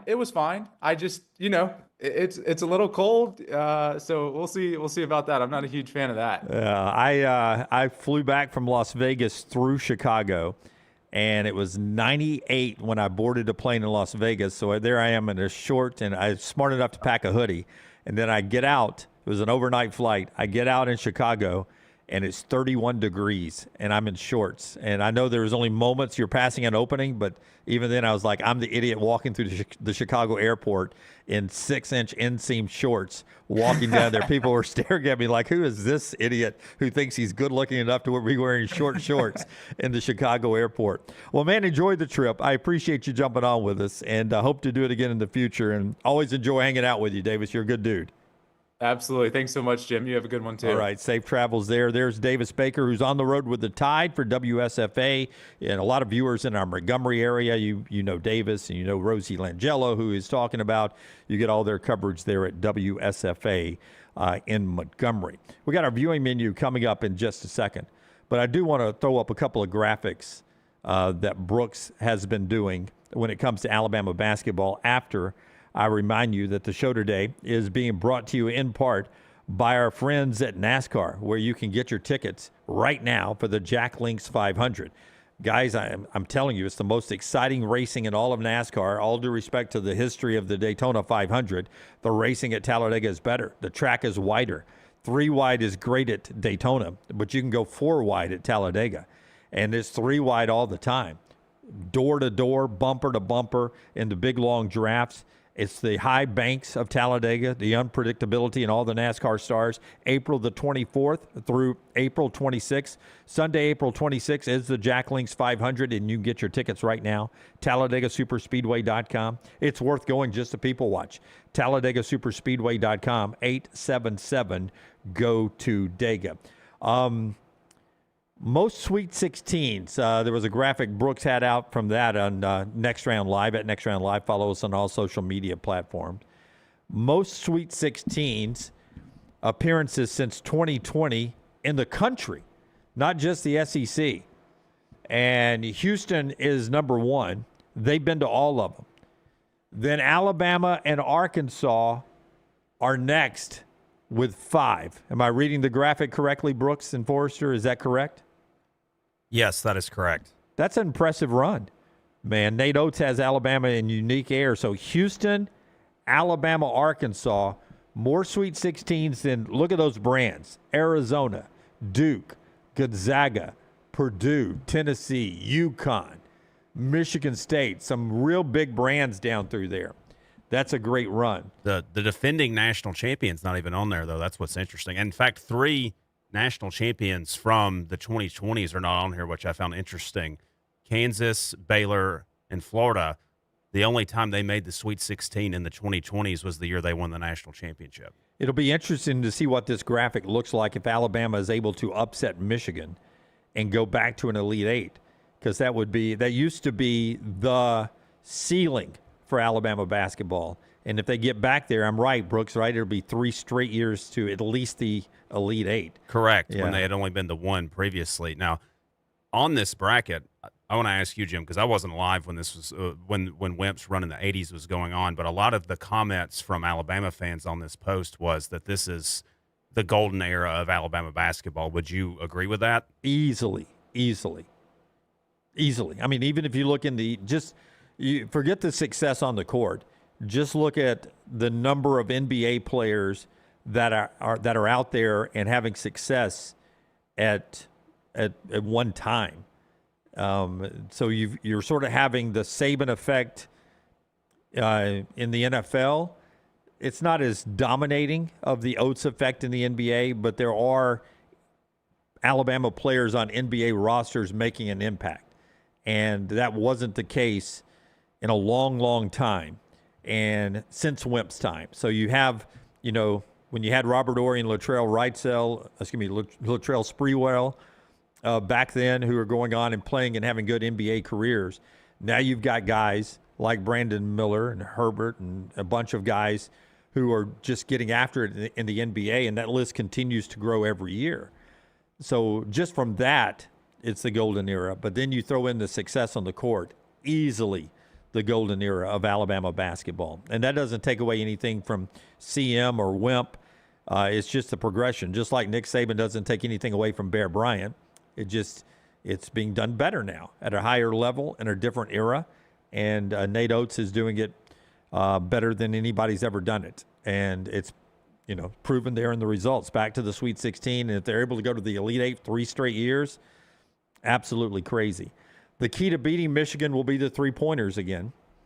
And you had a graphic about three-pointers that was out yesterday. The most team three-pointers made in a season in NCAA history. So explain this graphic to me. Yeah, so I saw at the end of the broadcast from the Texas Tech game that this team was had now moved into the top 5 all-time and made three-pointers in a single season. So I wanted to kind of expand that list and take a further look at it. And, you had a national championship team with Villanova that tops this list. You had a Final Four team at Auburn that topped this list. And I don't think I realized that the rule change happened. Apparently, the year after Auburn went to the Final Four was when the NCAA moved the three-point line back closer to where the NBA one is now. I didn't realize that was the year that that happened. But two really great teams there. VMI, a SoCon school, I guess, used to shoot the lights out of it in the mid-2000s. But Alabama's in 5th with 436 made three-pointers this season. So with the current three-point line in college basketball, Alabama's number 1 all-time. I guess that would be right. I mean, they had a team the last Final Four team, or the Final Four team they had a couple years ago is 7th all-time. What's interesting to me, too, is 3 teams from this current season are top 15 all-time. Wisconsin and Louisville from this year also made it on this list. So that's you're starting to see, I guess, more of that brand of basketball that Nate Oats likes to play infiltrate all across the country. Yeah, and it trickles down from the NBA. And I got one more graphic. It's from the folks at 24/7 in CBS Sports. In fact, our friend Taylor Korn, who works for them now, sent me this graphic that the highest three-point field goal attempted rate in a season in basketball, Alabama would pass the 2 highest NBA teams of all time. Now, this is – I'm right about this, right, Brooks? FGA is field goals attempted. So this is just shooting the shot. Alabama's shooting 53.9% of their shots are three-pointers. And that's past last year's Boston Celtics at this point, and the Houston Rockets from a couple of years back. That's an enormous three-point rate in a season of just shooting the threes. And I think everybody knows that that's the key for them to beat Michigan, is that those three-point attempts have to get off, and secondly, have to go in. I will tell you this, having watched them play Duke last year, Duke's defense really extended on Alabama. They were tall and big, and they got out on the perimeter and impacted Alabama's taking the three-point shot. I think Auburn was able to limit Alabama last year with their length with Chad Baker-Mazar and Janai Broome. And they defended out on the three-point line, and that impacted Alabama's ability to shoot the number they like to shoot, 53.9%, but also to make them. And Michigan brings that kind of length. So just getting that many shots off from the three-point line will be a challenge for Alabama, but to make them as well. You'll have a familiar guy, not just Jax Lindenborg from UAB, who will be defending Alabama. Former Nate Oats Alabama player Namari Burnett, former next-round NIL weekly interview, Namari Burnett, will still plays at Michigan, and he is one of their best defenders. And he will be guarding one of Alabama's three-point shooters on the perimeter. So Namari Burnett, a guy to keep an eye on. Friday night, when Alabama plays in that contest, the Alabama tip time is 6:35 on TBS, happening Friday night. The team is doing film work right now. Then they'll practice in Tuscaloosa. Then they'll jump a plane and fly to Chicago, where they will shoot around in the United Center tomorrow. Michelson Laser Vision brings us our viewing menu. Tyler's going to have that for us. No Lance to talk with him today, so we'll keep Lunsford and Brooks' mic open, and I'll try to ask some dumb questions as well. Brought to you by our friends at Michelson Laser Vision. Our friends at Michelson are there to help you have better eyesight. LT made that decision years ago. You can do it now. MichelsonLaserVision.com, or call the number you have on the screen there. Unbelievable folks there. They are pioneers in laser eye surgery, and they are the latest technology folks in the Birmingham area. 205-969-8100. michelsonlaservision.com. Just great folks. We have a lot of satisfied customers there, and you can go and find out for yourself. One thing I will tell you, they're not just going to take your money at Michelson Laser Vision. I went by to try to correct a problem I had with my eyes, and they said I wasn't a candidate. If I did the service, it would work for about a year, and then it wouldn't work anymore. So they're honest with you, too.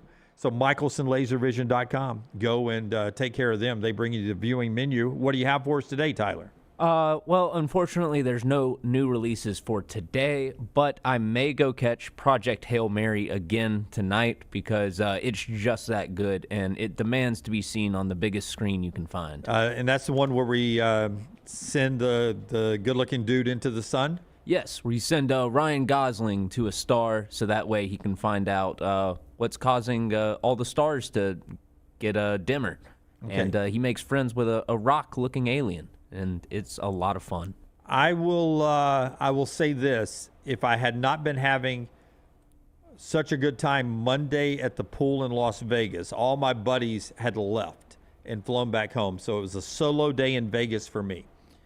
So I rented a little personal space at the hotel pool. I didn't get a big bungalow because I thought that would look sad by myself in a bungalow at the pool. You know, have a bar and service and a tent with, room for 12 and I'm by myself. That would look A, a little creepy, and B, a little sad at the same time. So, but I did rent a 2 chairs and an umbrella, basically is what it was, and a waitress. And I didn't think I was going to be there long. So my backup plan after that was, because it was 98 degrees, I could not get any more sun after playing golf for 4 days. But I started having a good time. But I was going to go see that at the theater that was part of my hotel. I was going to go see, what's it called again? Hail Mary? Project Hail Mary. Yeah. Wait, there's a theater in the hotel? Yeah, it was connected to our hotel, yeah. What hotel is this? I need to make a trip. I'll tell you afterwards. All right. Yep. Paramount Plus has added a movie that You're going to go to Vegas to go to the hotel? Well, there's some stuff out there I might check out. Just a normal theater, man. I don't have gambling money. I think it's at AMC. I think it is. Oh, well. Isn't that what it is? I might get in for free. Yeah. Okay. Well, Brown always does. Yeah, that's true. Paramount Plus has added Downsizing to its catalog. This was a movie that always looked interesting to me, but I never watched it. It stars Matt Damon, and it's a social satire in which a man realizes he would have a better life if he were to shrink himself down to 5 inches tall, allowing him to live in wealth and splendor. Wasn't there a book that we read when we were kids that did this? And is this also like the Incredible? We shrunk the kids. Is this sort of the same thing? Sort of the same concept, except this is like a company that set up a whole community for people who want to downsize and just live the rest of their lives at 5 inches tall.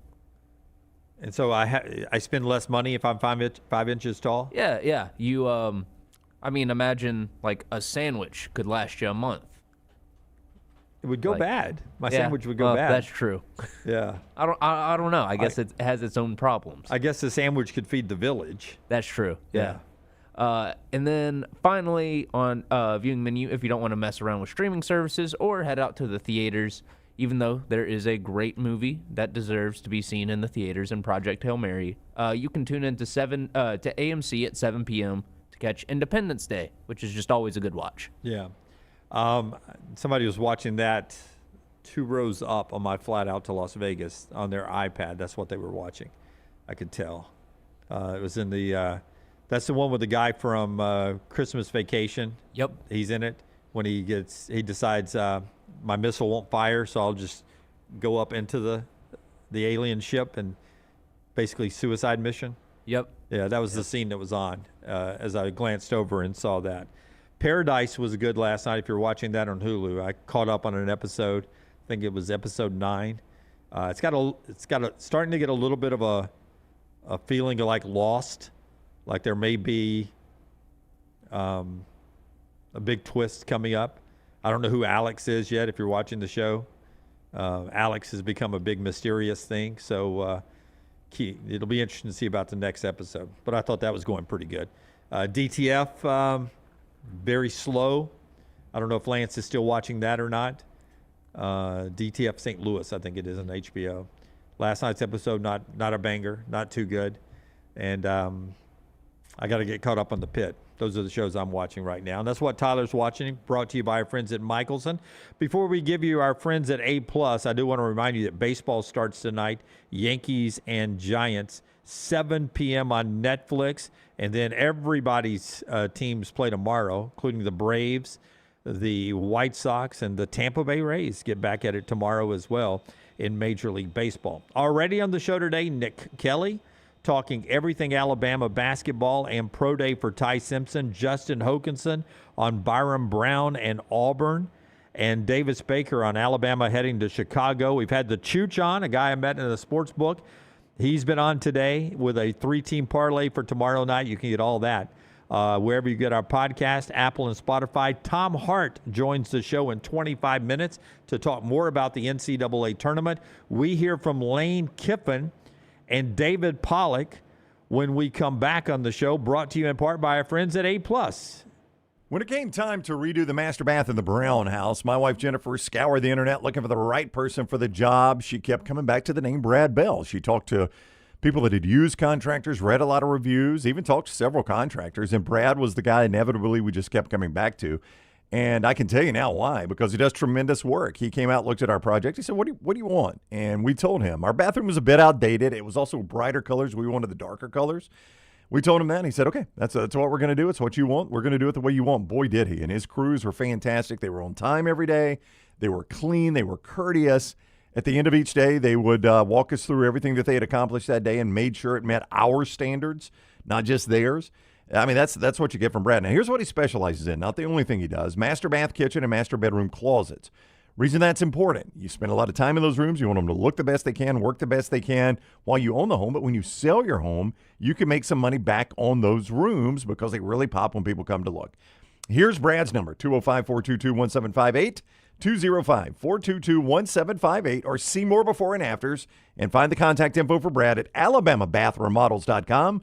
That's alabamabathremodels.com. I'm attorney Alexander Shinar, Alabama born, Alabama raised, and ready to fight for your rights. I have one of the largest firms in Alabama, and we are here to help you get the compensation you deserve. Call me, Alabama, 323-1000. No representation is made that the quality of legal services we perform is greater than those of other lawyers. To everyone who craves a fresh meal made just for you, let our team member Jacob share what's special about Culver's. In Wisconsin, our food comes from the heart, and taking the time to handcraft your meal with care is how we've always done it at Culver's. It's why your Butterburger doesn't touch the grill until after you order. Come to Culver's and let us serve you a Butterburger made special just for you. From Wisconsin with love, welcome to Delicious.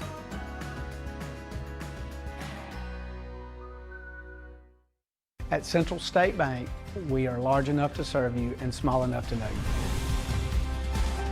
Manage your money with ease, whether it's mobile banking, hassle-free checking, competitive loans, business solutions, or personalized financial advice. We're your hometown bank with big-time service. Visit us today and experience banking made simple, because at Central State Bank, you come first. Member FDIC. Looking for the ultimate weekend in Birmingham? The Children's of Alabama Indy Grand Prix is back at Byrum Motorsports Park, March 27th through 29th, bringing big energy, big crowds, and unforgettable moments. It's more than a race. It's a full day of excitement, family fun, food, music, and world-class competition, all set on one of the most beautiful venues in racing. The Children's of Alabama Indy Grand Prix at Byrum Motorsports Park. Get your tickets now. When you crave activity like we do, you belong in the Roback family. Get the best golf wear, hoodies, and activewear for men and women at Roback.com. Use promo code TNR20 to get 20% off your order. That's Roback.com, promo code TNR20. Storm season is here. Make sure you have a plan of action in place right now. Greg from Pell City and Storm Restoration Roofing should be your first call when storms hit. Insurance companies love working with Storm Restoration Roofing because of Greg Nelson's name and reputation in the industry. When storms hit, call Greg Nelson. He's local, 205-542-3531. He's the home of the free no-cost roof inspection. Greg from Pell City on Facebook, 205-542-3531. It's Storm Restoration Roofing. Remember the name Way to Wellness if you're battling weight loss in your life. I'm Jim Dunaway from The Next Round. There was a time I was over 216 pounds until Way to Wellness helped me lose 45 pounds, and now for over 2 years, they've helped me keep that weight off. Here's their website, aplanforme.com, aplanforme.com. That's a great name for a website because there's no cookie-cutter plan. Everything is designed specifically for you. No contract, no sign-up fees, and your first consultation is free at Way to Wellness. Hey, Lance Taylor from The Next Round to tell you about one of our favorite places for breakfast, lunch, and dinner. That is Hamburger Heaven since 1982. Hamburger Heaven has been serving Birmingham's best hamburgers, cheeseburgers, French fries, hand-spun milkshakes, and sandwiches made fresh to order. All of their ingredients are fresh and prepared daily. This includes their beef, always fresh, never frozen, hand-pattied each and every day. For breakfast, lunch, or dinner, visit any of the 4 locations, Highway 280, Irondale, Gardendale, and Homewood. Ain't no party like a Dega party. The noise, the chaos, the will to survive. The biggest, boldest, brashest, fastest, and most intimidating track in all of NASCAR. Only one place calls that home. At Talladega, anything can happen. And at this super speedway, everything usually does. Hell yeah, boys! NASCAR weekend at Talladega Superspeedway, April 24th through the 26th. Get your tickets now at TalladegaSuperspeedway.com.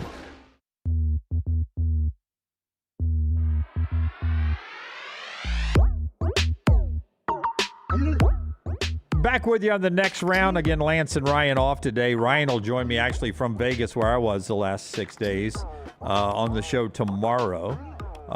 Todd Furman will be on the show Friday. Who else is on the show tomorrow? Mort from UAB. We'll talk to him as we get ready for a new era of UAB football. And, God, who else is on the show tomorrow? Brian Pasick will join us from Chicago on the show tomorrow.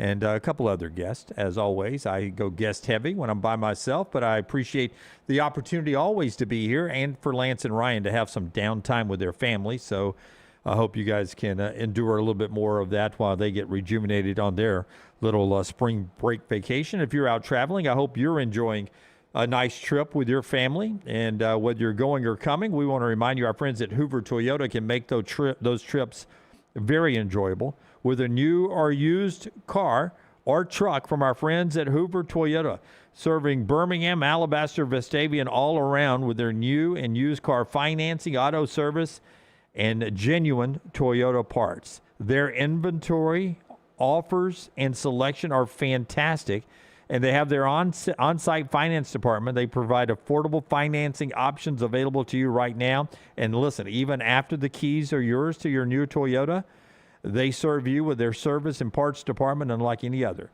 We use them here on the show. They are tremendous folks. View their inventory, view their options when it comes to financing and everything at hoovertoyota.com, hoovertoyota.com. Some developing news happening right now in college basketball involving LSU. Before we do our 4 downs, Brooks, you and Forrester have been following this story. I have not paid attention to it. But there are some signs now that Will Wade could be on his way back to LSU. What's happening? So first and foremost, LSU's head basketball position is not formally open at this point. So that's just right off the top. But John Rothstein is reporting that LSU is working to hire McNeese's Heath Schroyer as a senior administrator. As he also mentions that the head coaching job is not open at this point, but LSU president Wade Roos and Schroyer both previously hired NC State's Will Wade at McNeese State and are on the verge of bringing him back to Baton Rouge. So it looks like the staffing is aligning at LSU with people that have previous ties to Will Wade to bring him back to be their head coach once again. Boy, that was a LSU's been a bad basketball product for a long, long time, but Will Wade had them good. I'll ask you first, Forrester. NC State or LSU? Would you leave NC State if you're Will Wade? Considering how he had LSU rolling, yeah, I think I would. So you can get back down there and recreate the success. What about you, Brooks?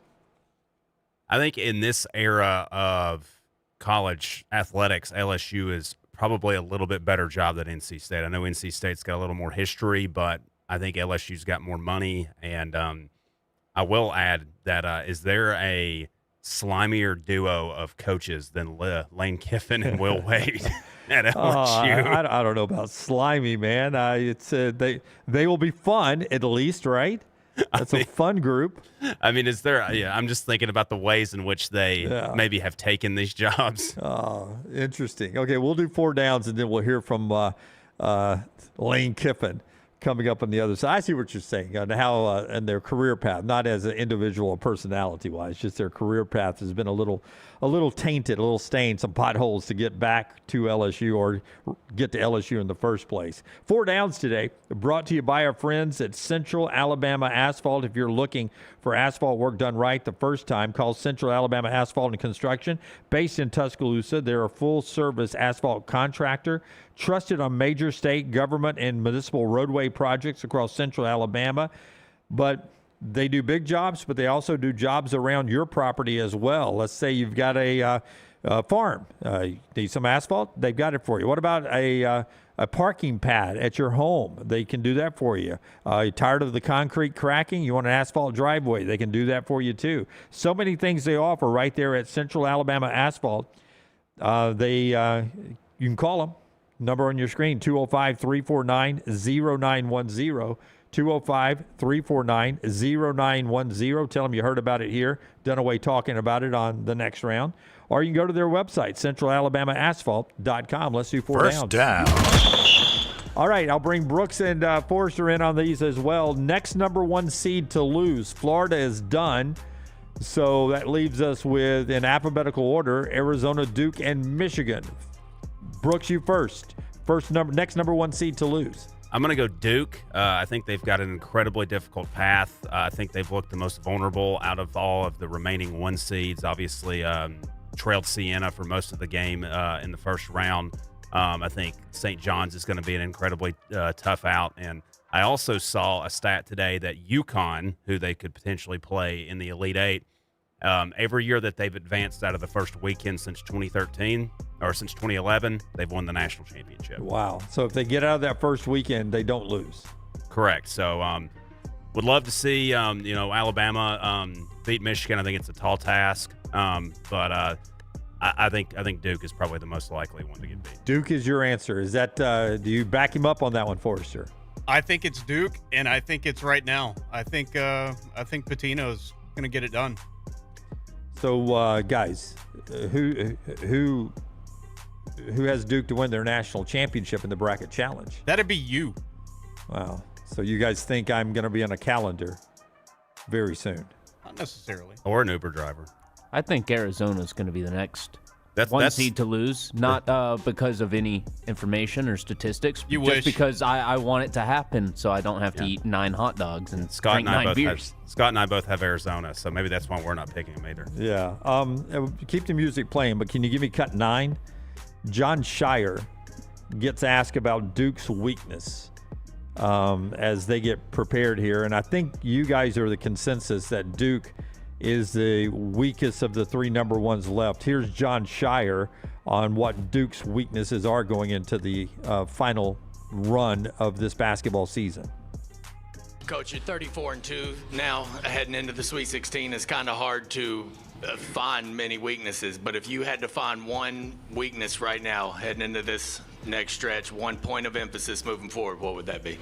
Well, I'm not going to tell whoever we play. This is our weakness. Like, this is how, but again, I feel as a coach, I feel there's a lot of things to clean up. You know, what's happened with us the last 2 weeks is the fact that Pat and Caleb have been out. We haven't practiced as much as I would have liked. Even going forward, that's something we have to be smart with. So just the habits, right? Just the habits we've developed all year. I think especially in the defensive end, the consistency we saw in the second half, I would like to see that all the time. And then just, to me, it's habits. I can show you, offense, defense, both ways. Just those are the things that actually you can lose later in the season. So I think that's going to be a big point of emphasis for us. Our passing habits, taking care of the ball, finishes. I can go down the line on defense too. Yeah, okay. That did not sell me either. He knew there's one big thing out there and he doesn't want to talk about it. So I feel Duke is the answer there. Let's do second down. Second down. All right, next SEC team to lose. And keep in mind start times, just in case it's Texas for you guys. Brooks, start us off. Next SEC team to lose. For me, it's Texas because they play at 6:10 Thursday against Purdue. So by the clock, they were the first chance to lose. See, I actually think, seed-wise, it would make sense. Texas has played pretty well here, and they've kind of been hit or miss. I actually think Texas might beat Purdue.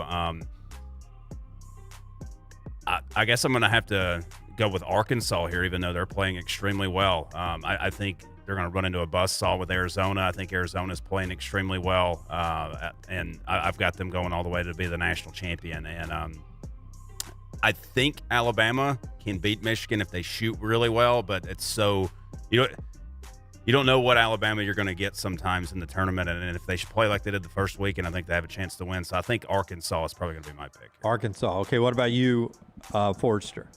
I think this is a little bit of a trick question. I think they're all done this round. Okay, save that. It's coming up on our 4 downs. So you would say Texas then, like me, because that's the first one to play. Correct? That is correct. All right, let's do third down. Forrester, I'll start with you. How many SEC teams do you think make it to the Elite Eight? 0. None of them. None of them. Okay, Brooks? I am going to say that Texas beats Purdue, and that is the one SEC team that makes the Elite Eight. I'm going to say 3 SEC teams make the Elite Eight. What a homer. Arkansas upsets Arizona, Alabama upsets Michigan, and Tennessee upsets Iowa State.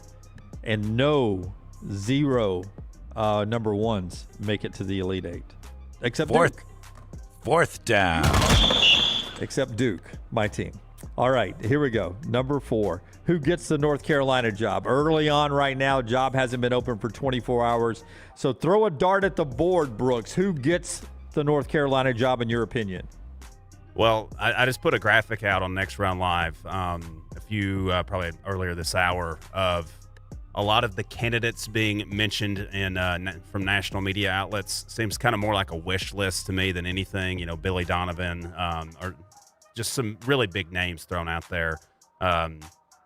One I saw that actually could make sense, though. I'm going to go off the board here, and I'm going to credit USA Today for throwing this one in there. How about Mike Malone, former NBA champion head coach from the Denver Nuggets? His daughter is in school playing sports at North Carolina, so he's got a tie there, and he's currently unemployed.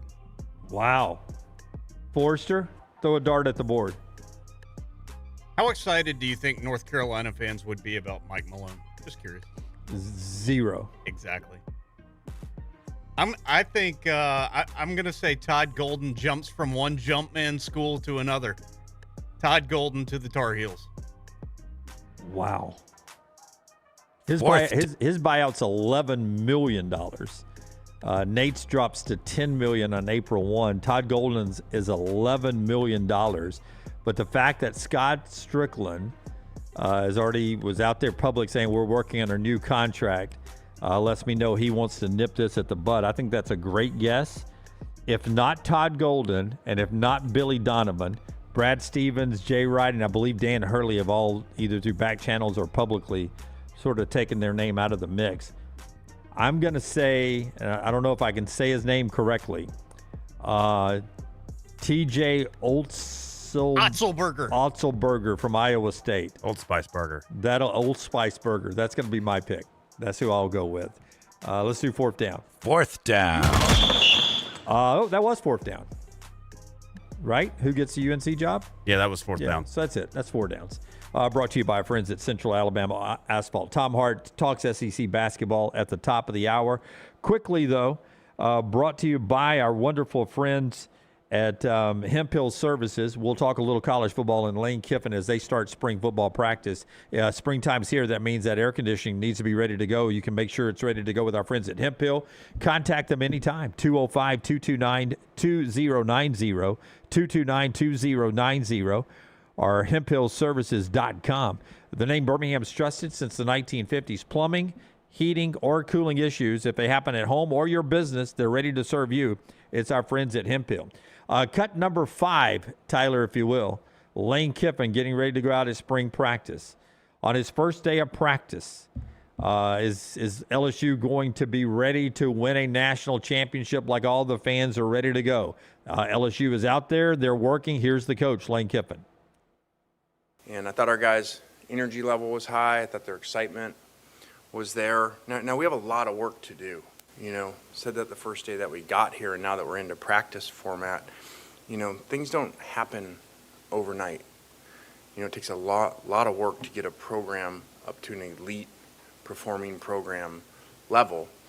And so we're making some first steps, but there's a ton of work to do. And like I said before, we've assembled a good roster, you know, but at the same time too, you know, there's a ton of work that goes into that to get program back up to where everybody around here wants it to be, and why the reason that we came here. You know, it was 7-6 last season. So within that comes change. Within that comes a lot of work, because that's a long jump to go to the level that I came here to get at, and all the people around the program want to be at. That's Lane Kiffin after day 1 of practice. Cut number 6, Tyler, if you can. Here's Lane Kiffin one more time on tackling. Are they going to be very physical this spring? Here's Lane Kiffin. You know, that's a really good question, because nowadays, you know, you invest so much money in the players' positions like the NFL, and then your rosters aren't as deep.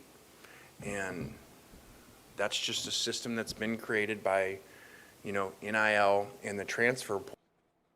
That you're no longer going to, that's why I kind of said, I think a year ago or something, the dynasties that you saw for a while, I don't believe are going to take place as far as the dominant dynasty teams, because you can't make a roster that deep. They won't stay.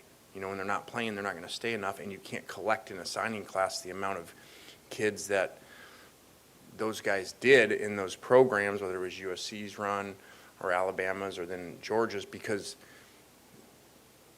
they move around more. You know, they're more dispersed throughout the country, and that's because there's money involved. You know, it's like the NFL. They're not going to all go to the same 3 teams like they used to. So I think in that, you know, we probably don't practice as much as we used to. I don't, because of that, and understanding the depth issues and concerns, and I look at it more like, okay, hey, we appear to be early that we're going to have really good frontline guys on our roster, and we're going to have some depth issues. I'm sure all programs probably feel that way nowadays. So I think you just got to be really careful with how much you do, and you can't do the old school way. As much as I'd like to from a toughness standpoint, you got to be somewhere in the middle. That is Lane Kiffin as they get going with spring practice. We go to Tom Hart, the voice of the SEC and everything, ESPN SEC Network, when we come back on the other side. The show today being brought to you, Tyler, by our friends at Central State Bank. Central State Bank bringing you the next round. Our friends at Central State Bank, a bank that doesn't just open accounts, they open relationships. They are family-owned, community-focused, and built on trust. For more than 100 years, they've been doing this, serving all of central Alabama, counties like Shelby County and Tallapoosa County, with local decisions and personal service that feels like home. So whether you're starting a business, buying a car, or planning for tomorrow, Central State Bank with you every step of the way. Central State Bank, rooted in community, driven by relationships, member FDIC. Take the next round anywhere you go with official Next Round gear. Buy yours today at nextround.store. I'm attorney Alexander Shinar, Alabama born, Alabama raised, and ready to fight for your rights. I have one of the largest firms in Alabama, and we are here to help you get the compensation you deserve. Call me, Alabama, 323-1000. No representation is made that the quality of legal services being performed is greater than those of other lawyers. Sterling and the fine folks at Champy's Chicken on Highway 119 in Alabaster want to welcome you in for a great lunch or dinner starting at 11 a.m. every day. Chicken that's brined overnight and cooked to order, and the taste of the Delta with those Delta recipe tamales. Champy's is perfect for all your tailgating needs this football season. You can also choose Champy's for your next party, wedding, or birthday. Great food, great people. Champy's Chicken on Highway 119 in Alabaster, and everything online at champyschicken.com. At Central State Bank, we are large enough to serve you and small enough to know you. Manage your money with ease, whether it's mobile banking, hassle-free checking, competitive loans, business solutions, or personalized financial advice. We're your hometown bank with big-time service. Visit us today and experience banking made simple, because at Central State Bank, you come first.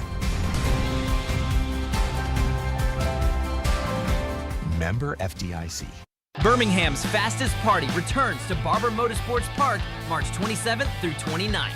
Medical Properties Trust presents the Children's of Alabama Indy Grand Prix, powered by AmFirst Experience. 3 days of high-speed action, featuring the fastest drivers in the world from the IndyCar Series. Enjoy the Kids Zone, food trucks, beer garden, fan zone, and more. The Children's of Alabama Indy Grand Prix. Kids 15 and under get in free. Get your tickets now. Catch up on all of today's Next Round on demand through the podcast platform of your choice. Apple, Spotify, iHeart, or Google Podcasts. Wherever you listen, always like, follow, subscribe, and turn on automatic downloads so you never miss any part of the Next Round. Stop by the New York Butcher Shop and pick up the finest in certified Angus prime beef steaks and burgers, premium pork chops, ribs, and all-natural chicken cut to order just for you. Their chef-prepared entrees and side dishes are the perfect dinner-to-go choice for your family and are ready to heat at home. With a great selection of fine wines and desserts, the New York Butcher Shop is your one-stop dinner shop. 2 locations to serve you, Cahaba Heights and on Highway 119 in Greystone. The New York Butcher Shop, rare quality, well-done service. Hey, for all of your IT and printing needs, reach out to our friends at Xerox Business Solutions. Look, I'm still one of those old school guys. I print my notes every single day for the show. If you watch the show here on the Next Round, you see all the notes in front of me. From day one, Xerox Business Solutions, they've been with us here at the Next Round. Local for over 45 years. For all of your IT and printing needs, visit XeroxBusinessSolutions.com or call 205-969-3000. That's 205-969-3000. Remember the name Way to Wellness if you're battling weight loss in your life. I'm Jim Dunaway from the Next Round. There was a time I was over 216 pounds until Way to Wellness helped me lose 45 pounds, and now for over 2 years, they've helped me keep that weight off. Here's their website, aplanforme.com, aplanforme.com. That's a great name for a website because there's no cookie-cutter plan. Everything is designed specifically for you. No contract, no sign-up fees, and your first consultation is free at Way to Wellness. Ain't no party like a Dega party. The noise, the chaos, the will to survive. The biggest, boldest, brashest, fastest, and most intimidating track in all of NASCAR. Only one place calls that home. At Talladega, anything can happen. And at this super speedway, everything usually does. Hell yeah, boys! NASCAR weekend at Talladega Superspeedway, April 24th through the 26th. Get your tickets now at TalladegaSuperspeedway.com. Jim Dunaway, Lance Taylor, Ryan Brown. Live from the Birmingham Racecourse Casino Studios, the Next Round, presented by Bud Light, is on now. Champy's Chicken on Highway 119 in Alabaster, champyschicken.com, and go by there and check them out. 119 just off I-65. If you're heading down to the beach or coming back from the beach on this spring break weekend, go by and see Sterling and the crew for that taste of Southern fried chicken and the Mississippi Delta recipe tamales. Tom Hart is the voice of the SEC on ESPN and the SEC Network. Big baseball fan, loves all the sports. Opening day baseball. Before we talk about the things I'm having you on to talk about, we get Yankees-Giants tonight, Netflix. And Tony Vitello makes his Major League Baseball debut. When you were interviewing Tony, did you ever think he'd be a big league skipper? No, but he's got the temperament for it. And thanks for having me on, fellas. You know, he's a very chill dude. He's highly intelligent. He relates really well to players. And let's be honest, in all college sports now, you're dealing with professionals day in and day out. Like, gone are the days where somebody's showing up for a half a scholarship and books, right? They're getting paid cash money. What will be fascinating, guys, is if he does well. And the Giants are in a really tough division, as we all know, with the Dodgers sitting there and the Padres in front of them too. But if he does well, this could open up a door to a lot more college coaches getting that opportunity. And I think we got some college coaches in the SEC who I think would make really good major league managers. I would put Jay Johnson at the top of the list right there too. But I'm curious to see how it plays out, and I'll be watching Tony tonight. I will too. I hope he goes full Tony V on him tonight too. I'd love to see him go out there and get tossed or something. Put on a show. Would it be weird if he broke out a fur coat? Would that be weird? Or a pimp daddy hat? Like that might be too college for the big leaguers. That would be hilarious though. And you never know what temperature you're going to get there in San Francisco tonight for that game. All right, I wanted to talk some basketball with you because you've been around the league all year long, so you know these teams really well. But first, off the court, Will Wade's name is bubbling here this morning, maybe going back to LSU. Why did it work for Will Wade? I mean, other than the strong-ass offer, why did it work for Will at LSU, and why has that job been so hard for everybody but Will Wade lately? You go to every one of these programs. What has LSU been missing, and why will it work if Will Wade goes back there? Yeah, first of all, the news that's breaking this morning is they're bringing in Heath Schroyer, the former Wyoming coach and a DeMatha guy from way back in the day who was at McNeese. And Heath and Wade are close. That's a worst-kept secret that they're going to bring Schroyer in. People have known that, I think, around Baton Rouge for weeks now. And that would kind of pave the way for all of this to go down. I don't know why it's been so hard down there. I mean, even when they've had great players, Ben Simmons' situation was a disaster. I think there's something to be said for not being the main sport on campus and even being pushed down when you don't win. I mean, I remember the first time a million years ago, I went down to LSU to do a college basketball game, and it was mid-February, maybe late February, and they'd been losing. And I asked, hey, are we going to have a decent crowd here tonight? And they said, no, baseball's playing Tulane. And I was dumbfounded, and it hadn't really changed. But they've got money people who want to invest, and they've got people who want to win. So things have changed in these days. You know what I mean? Like, gone are the days that you can get Chris Jackson and Shaq and Stanley Roberts on the same team, but you can go buy one of those dudes. You know, you can go get one of those dudes and be a contender in the SEC right off the bat. Boy, it's hard to imagine that the team that's been dwelling at the bottom is going to be good again, and this league is just so strong, top to bottom. I mean, you got to have somebody who is 15-16, and nobody wants to be that team, and they're going to get Will Wade and bring back and wake up LSU. That makes it pretty scary in the league. Which team are you most surprised is not still playing out of the SEC this weekend as we go to the Sweet 16? Which one surprised you the most that didn't survive? Easily Florida. I mean, I could be a bit of a homer and say Missouri had a great opportunity in front of them, basically playing in front of a home crowd in St. Louis, and they did. And maybe they would have beaten Purdue in the second round, maybe not. So I think that was a disappointing finish for Missouri, and obviously easy to take Florida. I just thought Florida had such a high floor that even when their guards didn't play well, that front line was going to keep them in a lot of games. The offensive rebounding, even with missed shots, would keep them in games. And I guess the Vandy loss in Nashville should have been a red flag. I chalked it up as an aberration, given everything that Florida had accomplished since conference play had started. And I thought they had a really good opportunity to. Nobody repeats as national champions. We get that, but they had a really good chance to go back to the Final Four, despite having to manage trying to win in Houston against Houston. But they don't get that chance because they couldn't execute down the stretch. And I think, not to be too critical, but this coaching staff is really kind of ahead of its time when it comes to the analytics. For example, they like to foul up 6, which is kind of a new thing in college basketball analytics. They wanted to foul up 2 at the end of that game. And it's one thing to want to do it. It's one thing to execute it when you're in the NBA or, any other professional league. It's another thing to get college kids to be able to execute that stuff in crunch time. And that's what, it's a long game, but that's essentially what cost them the game is they failed to foul when they were trying to foul. Tom Hart's with us, ESPN, SEC Network. The 4 teams still playing in the SEC: Tennessee, Iowa State, Alabama, Michigan, Texas, Purdue. More on those in a second. But here's Arkansas getting a chance with Arizona.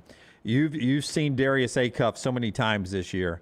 It seems like the kind of guy that if I'm a number 1 seed and I've got a chance to win a national championship, I'm glad I've had all week that I had all week to prepare for him, and it wasn't my second game on a weekend. If I'm Arizona's Tommy Lloyd, I'm happy that I had all week to prepare for Acuff. How impressed have you been with this guy?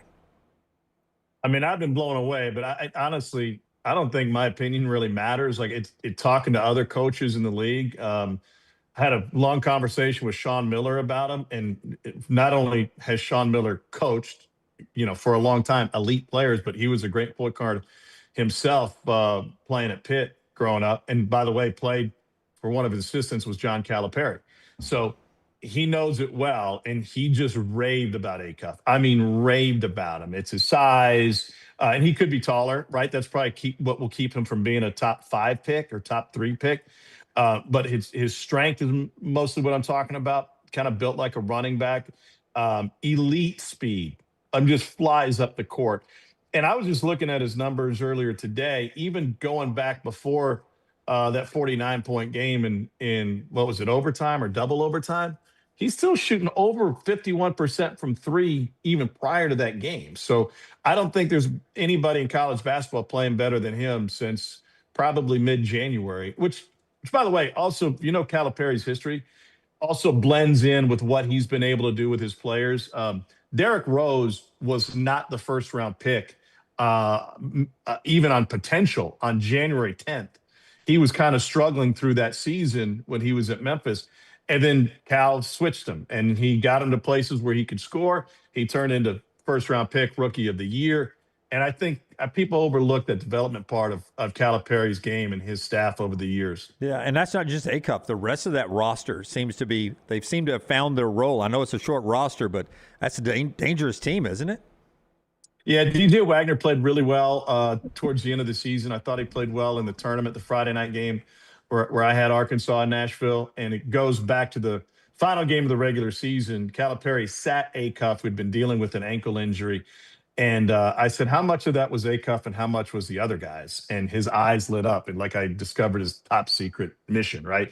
And he said, I was able to put Wagner out there and say, we need you. Go help us win this game. And he played really well against Missouri. Malik Thomas had a monster game. Those are the guys, by the way, those two and Trevin Brazil, as great as Acuff is, when you're playing a roster like Arizona's, those are the guys that are essentially going to be the pivot people. Those are the ones that are going to win the game. Acuff's going to get his. I mean, he'd have to, I guess we've seen him do it, but he'd have to get 45 to win the game on his own.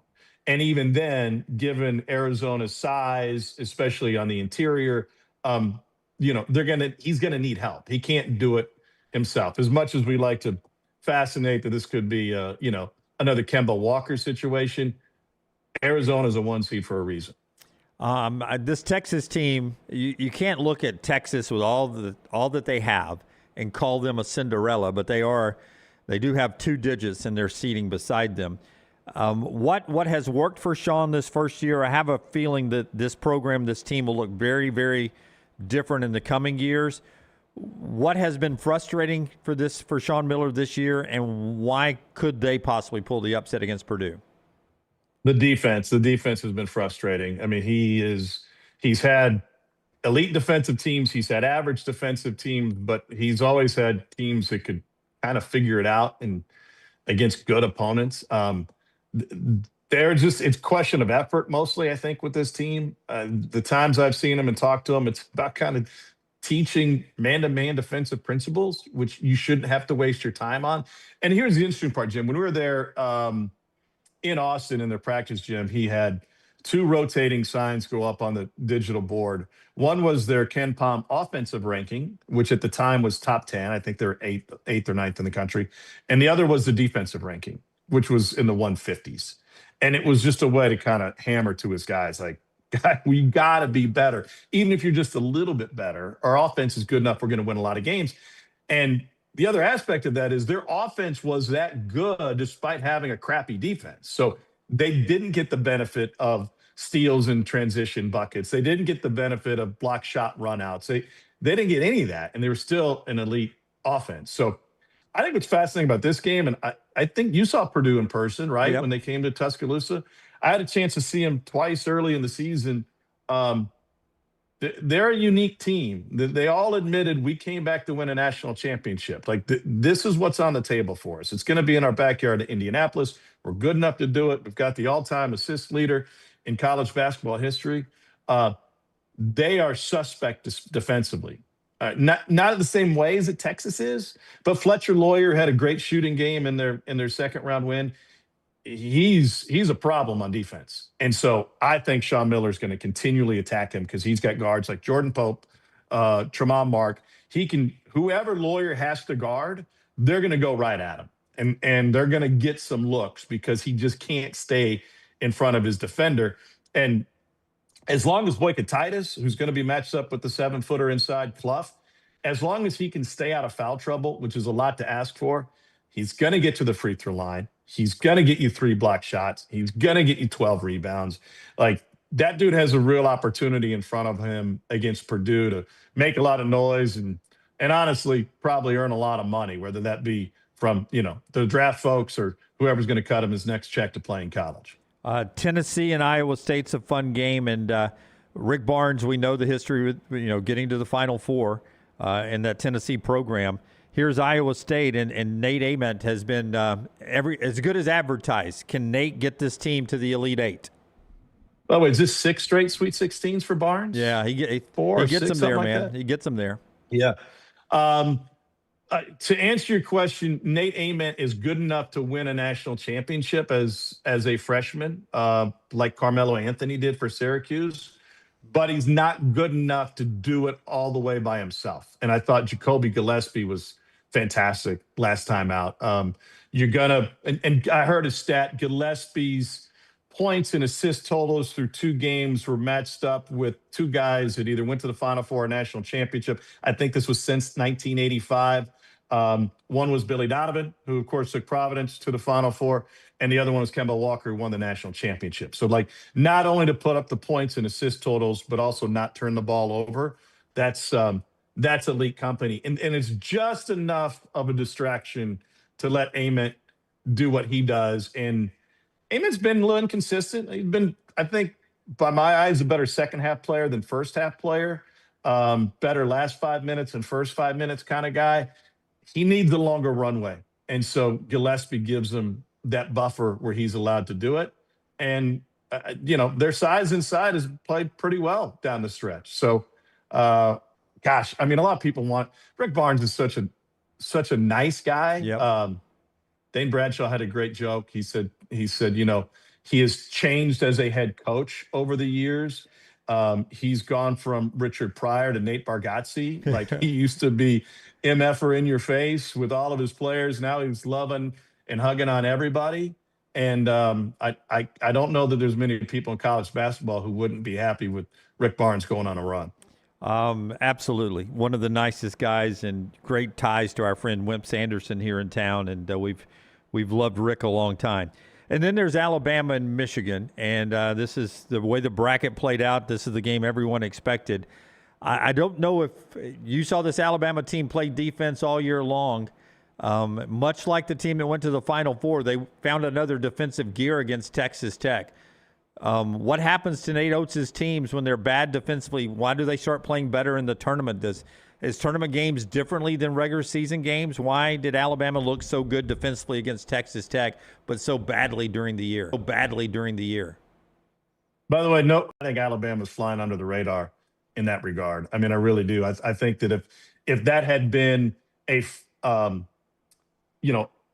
Texas Tech team that had Toppin and that was running at full speed, and that came down to a 1-possession game late, everybody would be singing Alabama's praises, but they blew them out, so nobody's talking about it. I saw a different Latrell Wrightso late in the year, starting with that Auburn game. Now, I hadn't seen Bama a couple of weeks prior to that, but I thought he played with great energy. I thought he was totally bought in on the defensive side. Probably recency bias from my eyes, given how that Auburn game started and how defense was the difference in the first 5 minutes of that game. and it was over. But I just think that this opportunity for Reitzel to get more minutes parlays really well into his passion and the way he plays the game.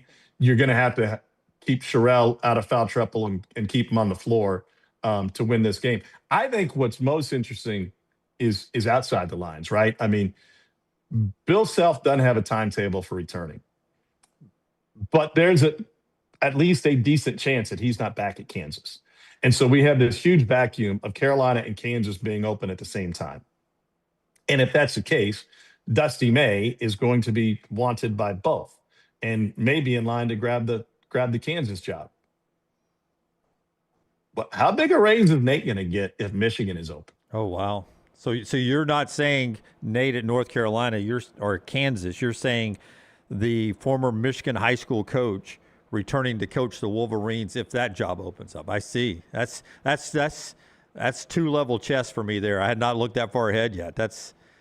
I think what's appealing about it is Nate Oats is a very prideful coach, and he loves to talk ball, and he wants the resources to win. And Michigan has resources out the wazoo, but he doesn't mind. And this is just my interpretation. You may have a different idea. He doesn't mind being second behind football. The ego does not. I'm not saying there's no ego there, but that doesn't bother him. I think what he wants is give me the resources to win. Give me the resources to go to another Final Four to win a national championship. And Michigan has all that. Go back to where he coached high school ball, go back to the home state. I think it would make a lot of sense. I think the Carolina job opening is only going to – there's going to be a pretty narrow focus. And I don't know that the Todd Goldens and Nate Oats are going to get the run from Carolina just because they still have that, kind of stuffy attitude. And first of all, they'd have to go outside the family to do that, which they'll probably do. But I think those guys would be in the next tier as far as SEC coaches and opportunities. Michigan would be a little bit different. And certainly Kansas would be different. Like Kansas has none of the same handcuffs to the job that I think Carolina does. They want to win games. They want to win national championships. I love Bill Self. I don't really know that they care how you get it done. They don't care how the sausage is made at KU. Boy, that'll be interesting. Alabama in Michigan and Nate Oats possibly one day being the next head coach at Michigan. Fun game coming up, and I don't know, man. These two coaches in Tuscaloosa, when we look back on history, maybe both of them were this close to getting both the football and the basketball job.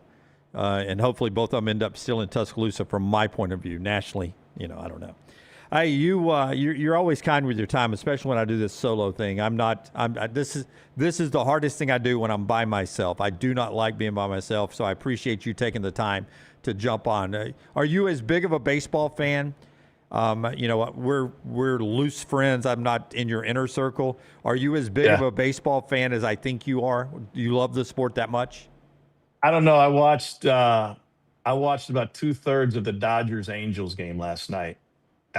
So that's probably answered the question. And it was fascinating because Dino Ebel, the third base coach who I crossed paths with in the minors a million years ago, who's got multiple rings with the Dodgers, right? They had him mic'd up the whole game. And they talked to him about base running and being a third base coach and outfield positioning for 2.5 hours. I was fascinated by that back and forth, and I learned a lot. So yeah, I got college baseball this weekend. Got Tennessee at Vandy, which is a series that brings plenty of emotion to the field, and there might be just keep this between us. There may or may not be some second screen situations going on in the booth while calling the game. But don't tell anybody. You're really good at that. You're really good at this. You occasionally have that second screen going on in football season too, right? Yeah.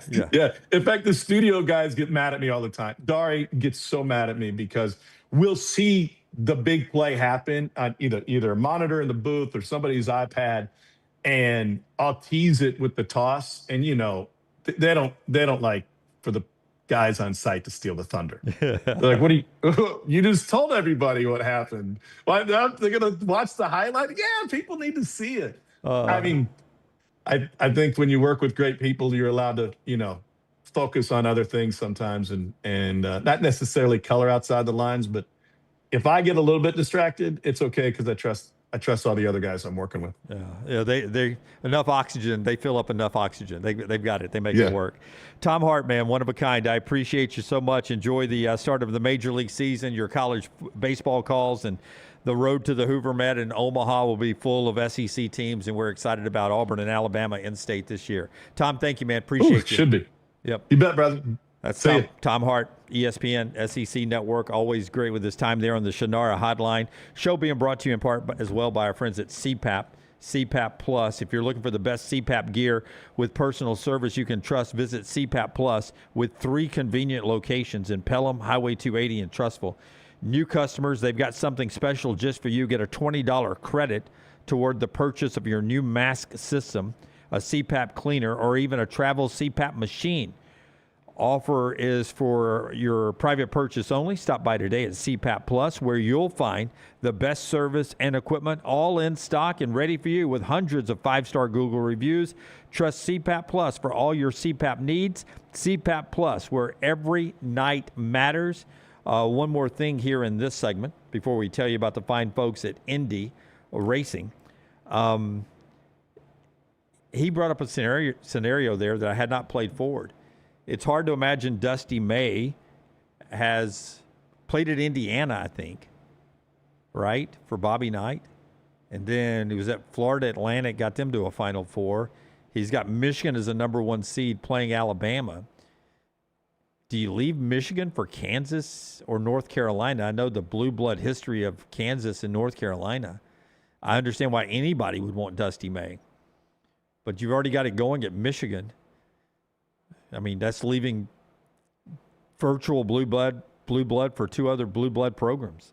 And, of course, if Michigan or Michigan State ever opens up, Nate Oats would get 1,000 looks because he's a high school coaching icon up there and could be returning home. I told you when we started the show with Nick Kelly, and this is something we've known for a few years now, if you're an Alabama basketball fan, you just got to toughen up and listen to all these rumors.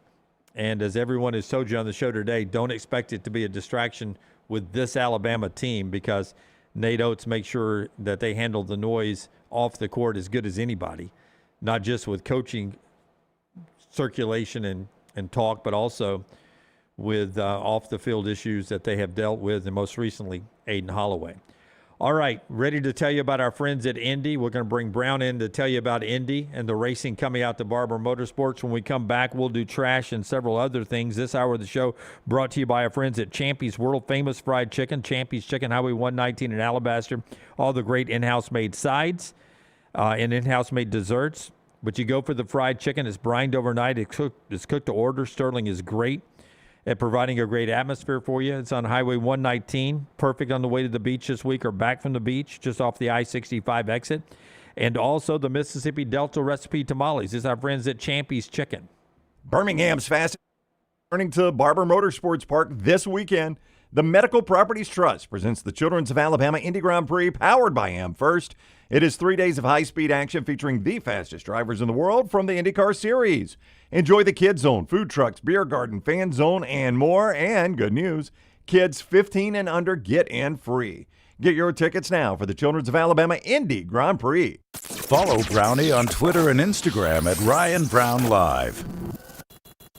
I'm attorney Alexander Shannara, Alabama born, Alabama raised, and ready to fight for your rights. I have one of the largest firms in Alabama, and we are here to help you get the compensation you deserve. Call me, Alabama, 323-1000. No representation is made that quality legal services being performed is greater than those of other lawyers. Sterling and the fine folks at Champy's Chicken on Highway 119 in Alabaster want to welcome you in for a great lunch or dinner starting at 11 a.m. every day. Chicken that's brined overnight and cooked to order, and the taste of the Delta with those Delta recipe tamales. Champy's is perfect for all your tailgating needs this football season. You can also choose Champy's for your next party, wedding, or birthday. Great food, great people. Champy's Chicken on Highway 119 in Alabaster, and everything online at champyschicken.com. At Central State Bank, we are large enough to serve you and small enough to know you. Manage your money with ease, whether it's mobile banking, hassle-free checking, competitive loans, business solutions, or personalized financial advice. We're your hometown bank with big-time service. Visit us today and experience banking made simple, because at Central State Bank, you come first. Member FDIC. Looking for the ultimate weekend in Birmingham? The Children's of Alabama Indy Grand Prix is back at Barber Motorsports Park, March 27th through 29th, bringing big energy, big crowds, and unforgettable moments. It's more than a race. It's a full day of excitement, family fun, food, music, and world-class competition, all set on one of the most beautiful venues in racing. The Children's of Alabama Indy Grand Prix at Barber Motorsports Park. Get your tickets now. Get all your favorite Next Round gear all in one place, nextround.store. From our Next Round hats to the logo tees to the all-time best-selling Y'all Can Have the Rest shirt, you can look your best by shopping with us at nextround.store. Take the Next Round anywhere with nextround.store.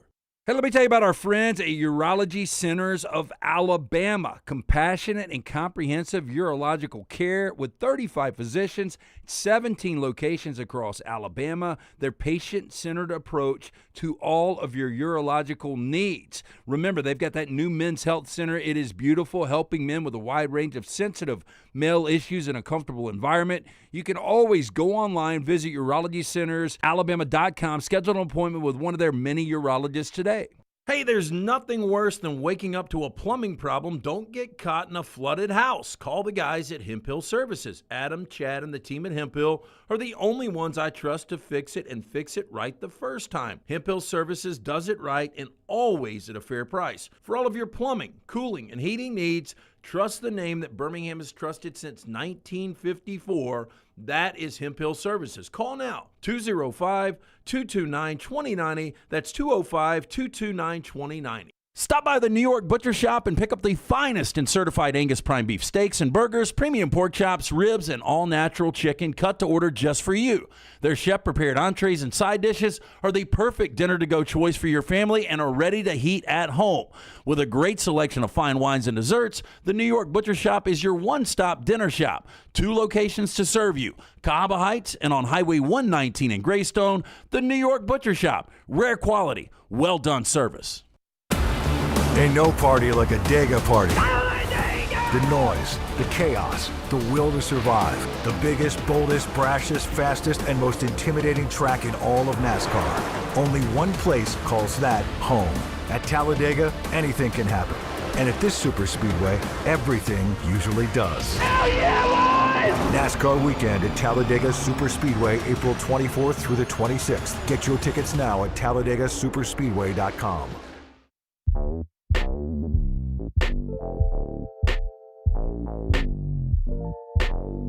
Back with you on the next round. A lot of basketball talk, as you would imagine, today, but plenty of football as well. Auburn's Pro Day was yesterday, and they had their 4th practice yesterday as well. Alex Golish's thought on that practice after I remind you, the folks at Inverness Country Club want to remind you, you can find your sense of community at Inverness Country Club. They have memberships that fit everyone. The social membership, which includes a resort-style pool complex and full-service cabana and bar, live music on Friday nights, Sunday brunch, the sports package that includes tennis and pickleball as they're redoing the racket facilities there, and, of course, the golf, the beautiful golf course, currently expanding driving range, and so much more. It's all right there. And if you travel, if you're a member at Inverness, they've got 37 other clubs around the country you can be a part of. Take a tour today of this unbelievable club at Inverness. Call Aaron, 205-991-8608. Aaron will answer the phone, 205-991-8608, or online at online at iccalabama.com. That's iccalabama.com. Here's Auburn's new head coach, Alex Golish, on Auburn's 4th practice, Honest Serum Engaged. I thought today probably was our worst day that we've had in the sense of energy, detail. I thought they flew around. I thought they were intentional in trying to finish the right way, but I wasn't super fired up today.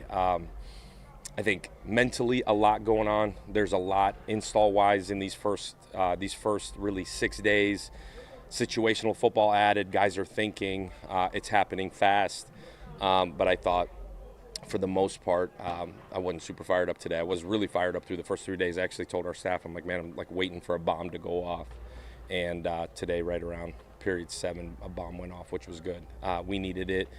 Challenged them, fought through a little bit. I think still looking for real leaders to push through those moments when it gets hard. And we're going to continue to create really hard situations and force them to fight through them and coach through it. I think the coaches are doing a really good job of setting a standard. And I know I've said it before, but when the players start to be the ones that enforce the standard, we'll get somewhere. So we're 4 days in, and today was just all right. That's Alex Kildish, just all right yesterday. Pro day yesterday as well. It's going on today, Pro Day at Alabama. You'll hear a lot about Ty Simpson. Boy, I loved Orlovsky. Just get up this week calling everybody out. He's talked about it on NFL Live too, that there's a lot of things that Ty Simpson and Fernando Mendoza are equal at, but two big things where Ty Simpson is better than Fernando Mendoza. That's reacting when things break down. He says Ty Simpson's better than Fernando at that. And the other thing is real NFL throws. 20 yards crossing, 40 yards outside the numbers. Ty Simpson just makes more NFL throws than Fernando Mendoza. Orlovsky calls him the best quarterback in this draft. Simpson at Pro Day today, hopefully continuing that momentum that could. My goodness, is there a way that the Raiders take him, not Fernando Mendoza? Orlovsky would. I don't think we'll get to that point, but it'll be interesting to see if Simpson goes higher than, the Jets at 16 or 14, wherever the Jets are. Maybe ends up being a top 5 guy. Somebody trades up for him. All good for Ty Simpson so far. There was one piece of video, I don't know if we have it or not, that was circulating around from Alabama's practice yesterday, but true freshman wide receiver Sendarian Morgan is making eyes turn. I mean, the guys they have back, including Ryan Williams at wide receiver, but this is the catch everyone's talking about right there. True freshman Sendarian Morgan, that over the shoulder, he's turning heads with the balls. It's spring practice. You're going against your own guys. But some catches are just tough catches against air. And Sendarian Morgan is turning heads right now. Latsier Brooks, Ryan Williams, Sendarian Morgan, maybe a pretty good wide receiving core on the field for Alabama there in Tuscaloosa. Can't wait to see that. Can't wait till football season gets here. Our Innisfree countdown's at 157 days, 157 until we're to week 0 of college football. We're to trash now, being brought to you by our friends at One Man in a Toolbox. Tyler's going to read trash for you. But if you want somebody to clean up the trash in your house, One Man in a Toolbox can do it. They perform handyman services for homes and commercial properties in Birmingham, in Tuscaloosa, in Montgomery, and surrounding areas. They do regular repairs and maintenance and also small project renovations and updates. They have multiple technicians with different skill sets and can tackle most any item in your home. Call for free estimates, 205-823-2111. Or onemanandatoolbox.com. Mention the next round, you get $25 discount for the first hour of service. It's all right there. Onemanandatoolbox.com. Let's do trash. Congratulations, the Cure Rock and Roll Hall of Fame inductees 2019. Are you as excited as I am? By the sounds of it, no. LT's Trash is presented by Bud Light. Bud Light, easy to drink, easy to enjoy. Tyler filling in for Lance on trash today. What do you have, Tyler? All right. First off, we've got a crazy story. Fighter jets had to intercept a commercial airliner after one of the passengers used stolen air flight miles to travel. What now? Tell me more. Yeah. So he was arrested in Canada, and after he was found to be flying with the stolen air miles, and that prompted them to call fighter jets to intercept the plane as it landed. And pretty much every airliner has some program like this, and you're supposed to be tied. They're supposed to be tied to one person, but This guy, according to Simple Flying, had flown from Brussels, Belgium, into Montreal, and it was found that he had stolen the air miles. They were attached to someone else's account, and he was taken in for questioning, and he flew under a separate identity, actually. So. I don't understand why we had to have the fighter jets. We weren't going to shoot it down. I wasn't clear on that either when I was reading the story, but they scrambled the jets and followed the Air Canada flight for the final hour of the flight after they found out that he was using someone else's identity.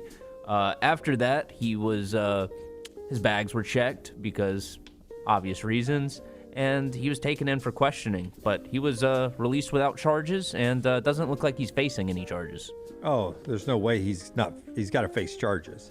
I think so too. So because he was a stolen identity, and they found out he was on the plane, they probably scrambled the jets in case he took over the plane and started to divert it, endangering more people. I understand now. Okay, the hidden identity.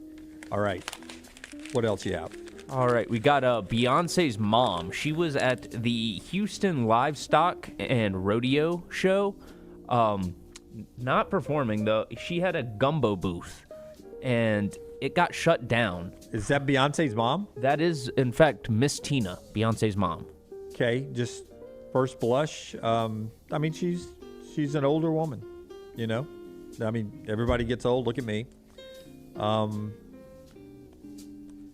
How can I say this?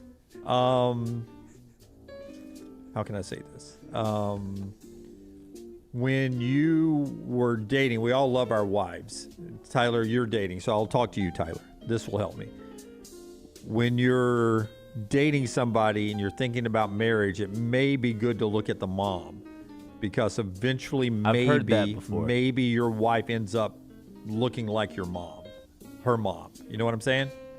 Yeah, I've heard it before. So if you want to look into the future, or maybe not, maybe you don't want to look into the future. Maybe it's best not to look at the mom. You know what I'm saying? Enjoy where you are, where your feet are, so to speak. Don't look into the future, because you're not going to look the same either in 20, 30, 40 years. But if you want to know what Beyonce is going to look like in 20 years, that's probably it. Well, her gumbo booth got shut down, and for pretty disturbing reasons. A customer complained that after eating their gumbo, they started vomiting blood. Oh, no. Yeah. So health inspectors obviously had to investigate how this could have gone so wrong. And apparently, a lot of the operators were mishandling the seafood. There was a Houston Health Department record that was obtained by local media, and they found that the gumbo was cooked off-site, cooled down, stuffed into non-food grade buckets, and then hauled off to a freezer at a spot that was unlicensed. Oh, no. And then it was transported to a refrigerated trailer at the booth and then thawed out before serving. Oh. And there were also no temperature logs showing the cooling or storing times of the gumbo, and there were bags of frozen shrimp and crab with a label that said, keep frozen, just sitting out. Oh. Now listen, you're rolling the dice when you eat at shows or, things like that.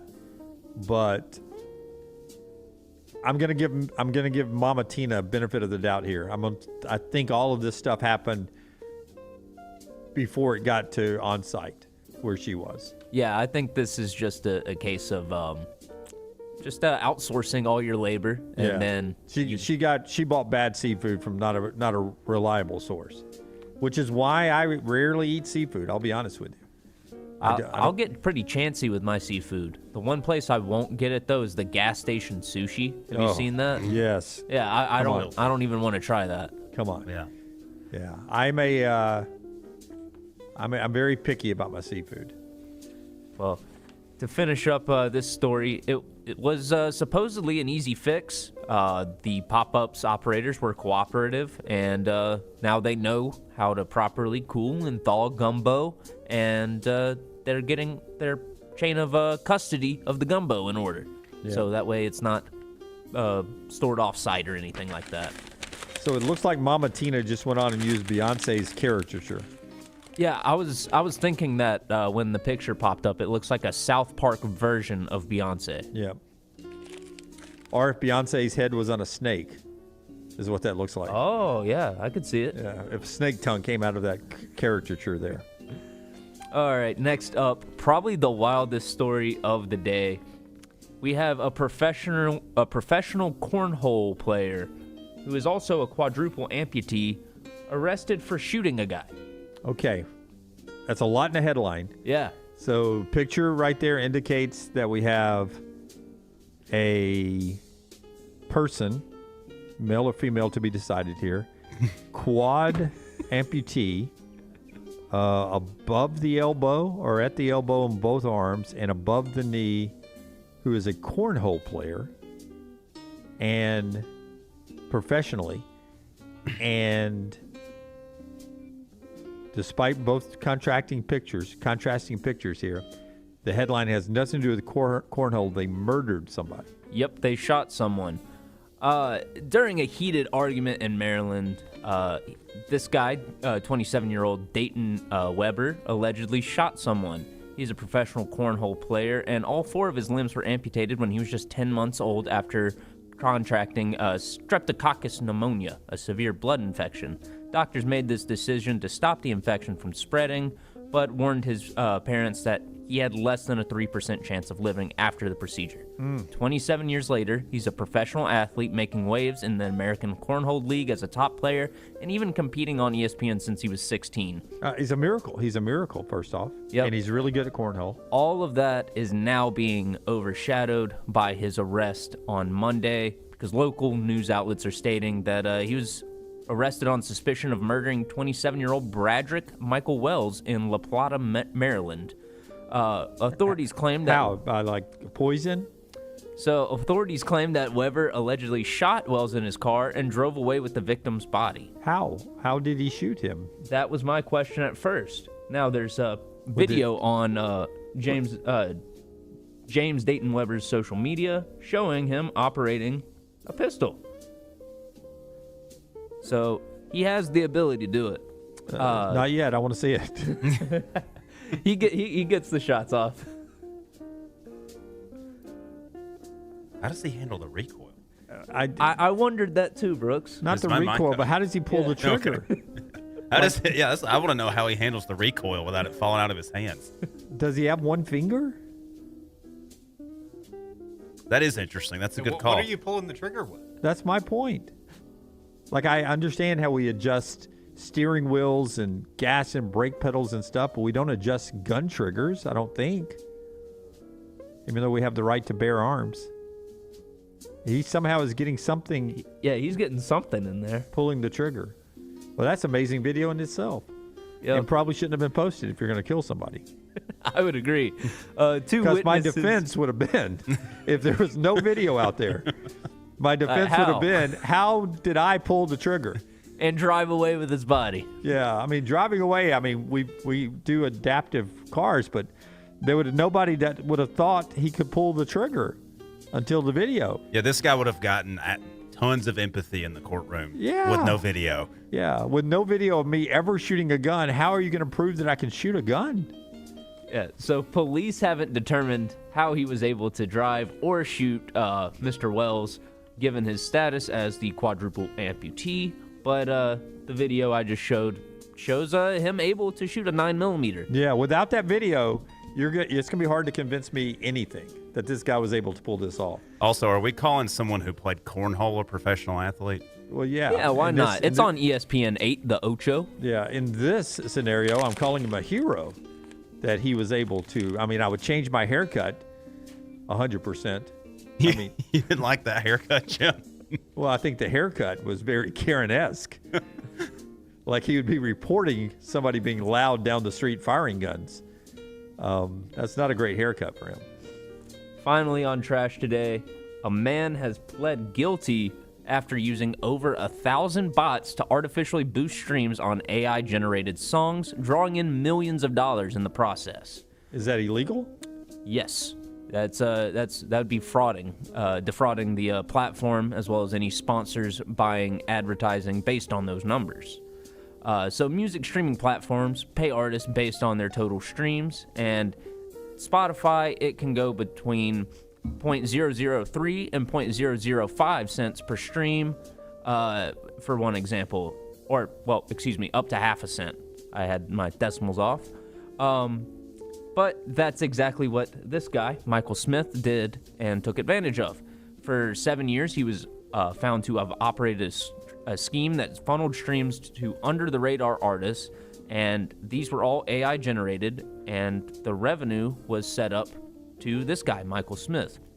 There were 1,040 bots in total, the Department of Justice said, and they outlined how Smith was able to pile up $8 million in revenue. He faces up to 5 years in jail for this, and he was operating the scheme from 2017 to 2024. During that time, he boosted streams on Spotify, Apple Music, Amazon Music, and YouTube. And rather than focusing the boost on a handful of songs, he worked with other people to generate hundreds of thousands of songs with AI, and then they all boosted the streams on those tracks, making it harder to detect the fudging of the numbers. And all in all, they took 52 cloud service accounts running 20 bots each, and they could stream 636 songs per day, each bot could. Wow. That equates to 661,000 streams per day, or about $3,300 per day, $1.2 million per year. Wow. And he's facing 5 years in prison and has already agreed to forfeit a total sum of $8.091 million. Well, he got caught, but they need to do a better job of policing their sites, noticing that something is happening. Like asking the question, why are people, this song sucks. Why are so many people streaming this song today? Yeah, the AI songs are a real problem, and also people posting unreleased, leaked songs from real artists on their own Spotify account and then earning revenue until the real artist label notices and takes it down. Yeah. All right, that's Trash Today, brought to you by our friends at Bud Light. Also, Michelson Laser Vision. Tell us about our friends at Michelson. We get the opportunity with LT all the time to hear the great word at Michelson. But Brown and I both went by there. We were not candidates for laser eye surgery. But Michelson has been doing it for over a couple of decades here. The best in the business, and you can get more details by going online to michelsonlaservision.com or calling the number on your screen, 205-969-8100. And checking out everything they have. Dr. Mark Michelson and his whole team there. Family-owned business for over the years, and they are cutting edge, state-of-the-art, and they've been that way and still continue to be that way for over 2 decades. They took care of Lance. They'll take care of you today, michelsonlaservision.com. All right, so I guess we're all on watch to see if Will Wade's the next coach at LSU. We'll talk tomorrow about the great Ty Simpson's pro day in Tuscaloosa, and if he continues with Dan Orlovsky to move all the way up. In fact, Orlovsky right now on First Take, the replay, best quarterback prospect in the draft, Fernando Mendoza or Ty Simpson. Orlovsky continues to say it's Ty Simpson because of the throws you have to make in the NFL. And I'm telling you, when one guy like Orlovsky says it, that helps with the momentum for Ty Simpson, so that's all good news for the Ty Simpson camp. We, of course, are watching the North Carolina job that is now open as Hubert Davis is fired. Keep an eye on that throughout the day. I don't expect anything to move on that job today because there are big players, including Nate Oats, Todd Golden, Tommy Lloyd, who are still alive in this tournament, TJ Otzelberger, still alive in this tournament, names that have been mentioned. Brad Stevens and Jay Wright have not, they sort of have pulled their names out. Dan Hurley is on right now with McAfee, and a lot of people do not believe Hurley, being a Northeast guy, would leave UConn, two-time national champion, to go to North Carolina. But Billy Donovan's an interesting name to keep an eye on, to see if he's ready to come back, the two-time national championship winner with the Florida Gators. All right, so that's our show today. It's been a fun one. I appreciate all the guests who jumped in, took time out to help me on a solo day. Brown will co-host the show with me tomorrow from Vegas. So tune in tomorrow and we'll find out what Ryan Brown and his wife Jen do in Vegas and how they're enjoying the trip out there. And then Lance returns next Monday as we continue with our spring break. Hope you guys are enjoying yours. Appreciate everybody behind the glass as well. Tyler and Brooks and Forrester always do a tremendous job. They're a constant, but they help me more today than usual. And for those that are wanting the Chooch's 3-team parlay for tomorrow night, Purdue money line, Iowa, Nebraska first half under, and over the 165.5 in the Arkansas-Arizona game. That's the guy who was winning all the money when I was in Vegas, random guy who I met, who I think paid me a compliment in the long run after saying I was obnoxious and loud, that I ended up being a fun guy to hang out with. I thought I was fun in Vegas, too. I had very little stress out there. It was a good time, good trip. Thanks for allowing me to do it, and thanks for being a part of the show today. Until next time, God bless you, and God bless America.